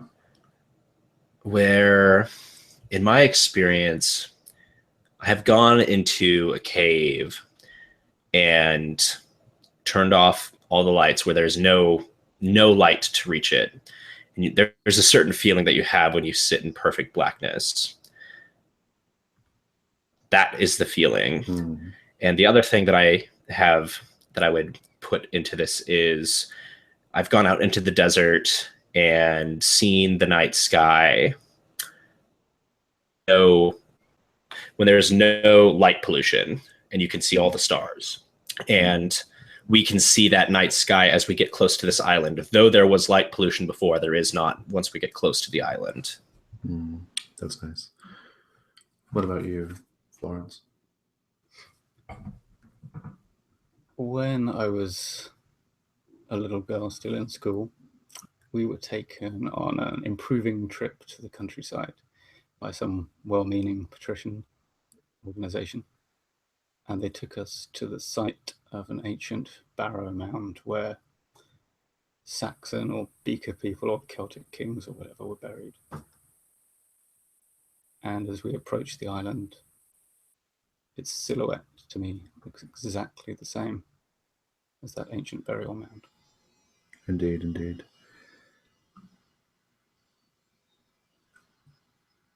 Bertha, your boat with Gerald arrives first. It seems like maybe Florence is slow pedaling it on the other boat. Gerald jumps out, pulls the boat up on the shore, and he looks at you and he says, actually, I think before he pulls it up, he gets out and he kind of like kicks it off, like to push you back into the water, right? And he says, I'm sorry, my dear, but you don't get to take this particular leg of the journey. And he just like kicks it off, and now you're drifting away from the bank. What do you do? It's a motorized boat. Yeah, I Guessing. think he killed it as he approached them. Okay. I'll just jump out and swim to shore. Okay. I don't care. Give me a roll, and I want the roll here because we've already established that like animals would like drown as they approach the island via swimming. So I'm gonna roll against you for sure. Okay.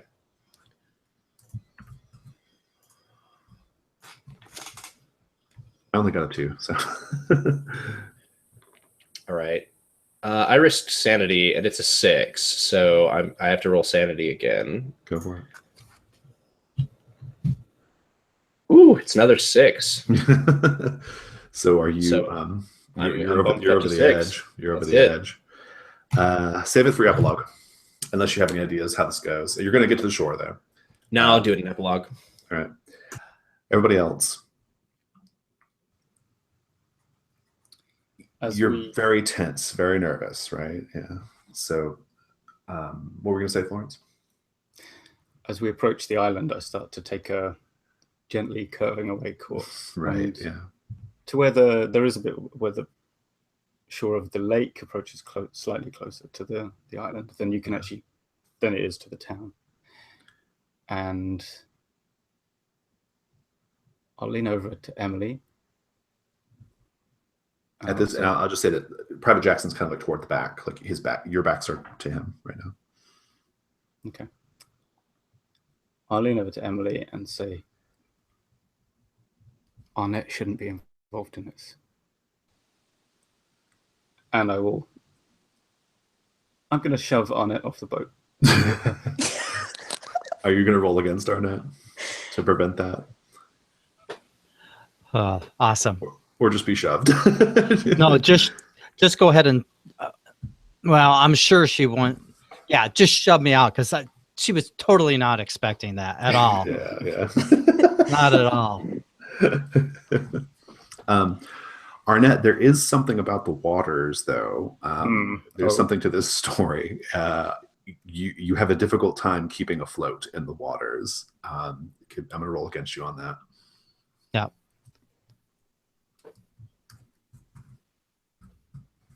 It's mostly just the waters around the island. I got 2 again, damn it. All right, let's see. And I got a 6. Okay. As you're in the water, you're going to keep. Are you going to head to the banks of the island, or how are you going to try to save yourself here? I'm going to go to whatever's closest, and I have to assume that's the island at this point. Yeah. Because it's just human nature to. Yeah, as you're kind of getting to the island, trying to get your way there, you are going to feel like the distinct caress and maybe even pull of hands and hooves and other things pawing at your legs and your thighs in the water as you approach. Give me a sanity roll.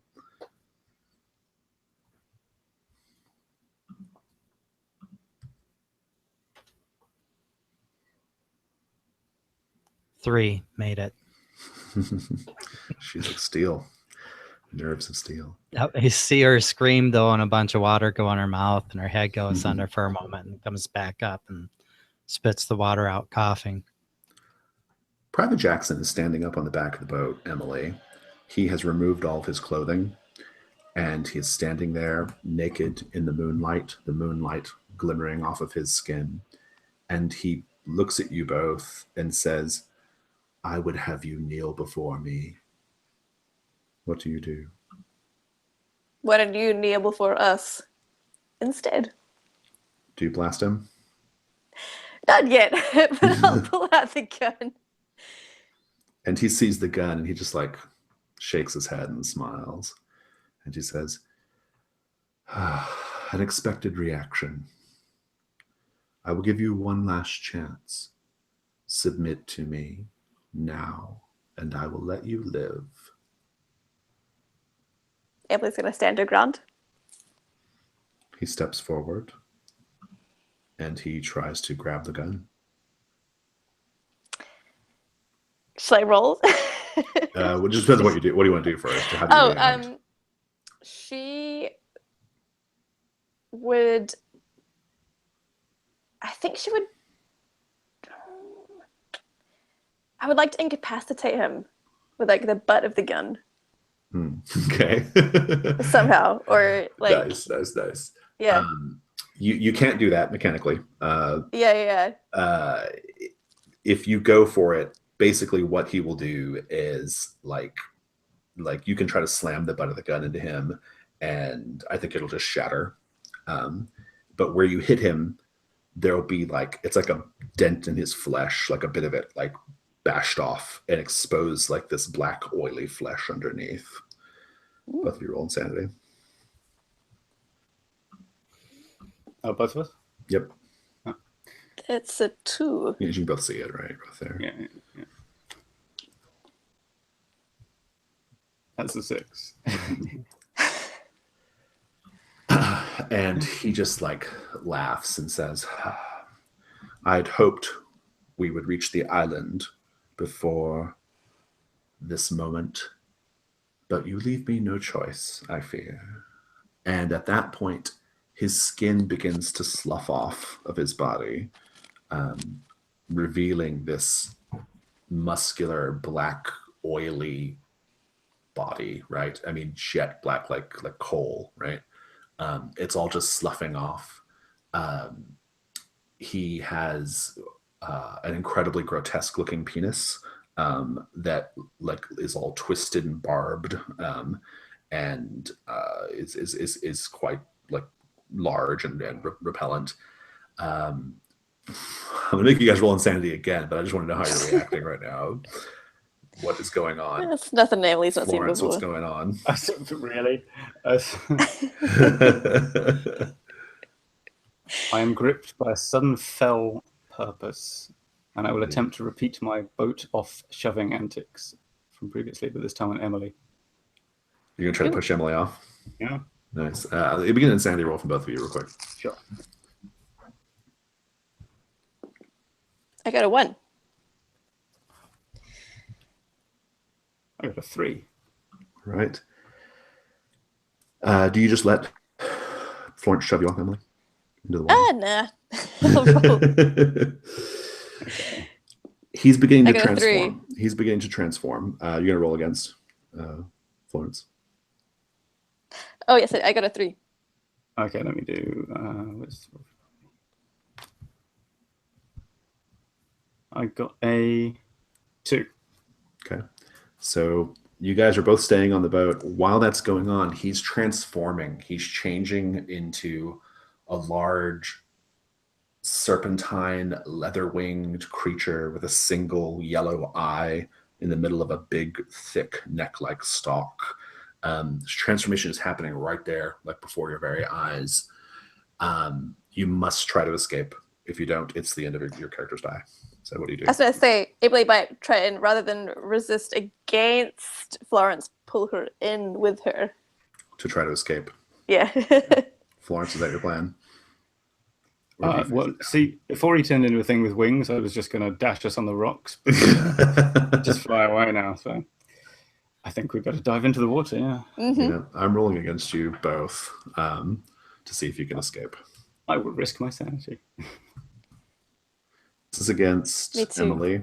I got a 5 against Emily. Oh, I got a 6, but it was the insanity die. I only got a 1 against you, Florence. I already said I'd risk sanity, that's fine. Yeah, go for it. Yeah. Come on, roll your body. I also got a 6 on the insanity die. Okay, let me roll that.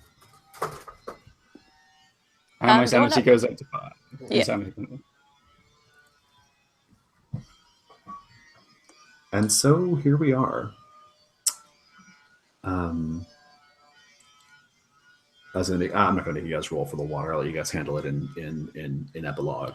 But we just see in the moonlight this large, leather-winged, vaguely serpentine creature just kind of forming in silhouette in the moonlight on the top of the water. Gerald is on the banks. So is Arnett. So is Bertha on the banks of the island. Bertha, you're at 6, right? On insanity. Yes, I am. I think we're going to close the scene there. We'll epilogue. You can show your character at any point in the future, the immediate future, or months, years down the road. Think about it for a minute if you need to. I'm going to take a quick bio break while you guys think.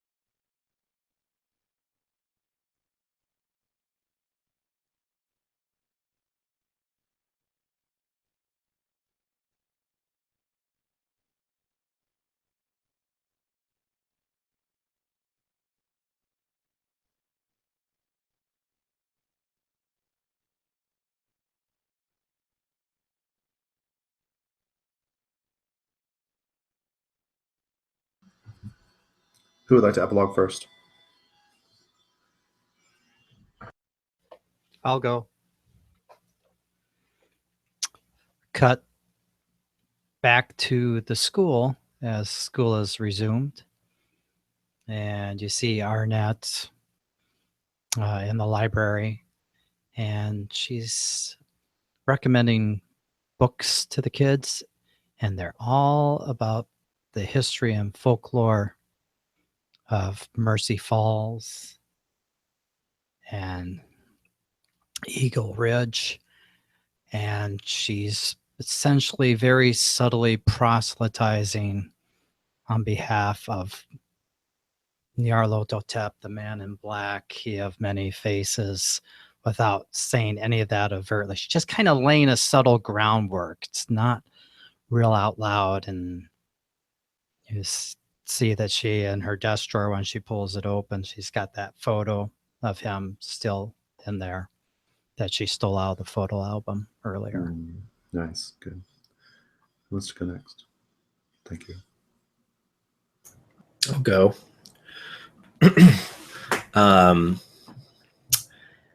It's probably a week or two later. You see a police boat pulling out to the island, and there is Gerald's boat just kind of wrecked on the shore where the tide has just carried it onto the rocks. And they're making their way through the woods, and they find just lots of like claw marks on trees. And then in a particular place, they find just lots and lots of black ichor just all over all the surfaces. And in the middle of it, they find Bertha. Her dress is in tatters. She is definitely not PG-13 or TV appropriate. And she is just kind of laying out, still breathing. Around her is just all this black ichor and some blood, and then like some of like Gerald's bones, and then like his corpse is nearby. And she's just raving. She's like, you shouldn't have crossed me. You shouldn't have thought that he could have it all for himself. He should have known what was promised to me. He should have known. And they take her away. Nice. Let's go next. I can. So it's the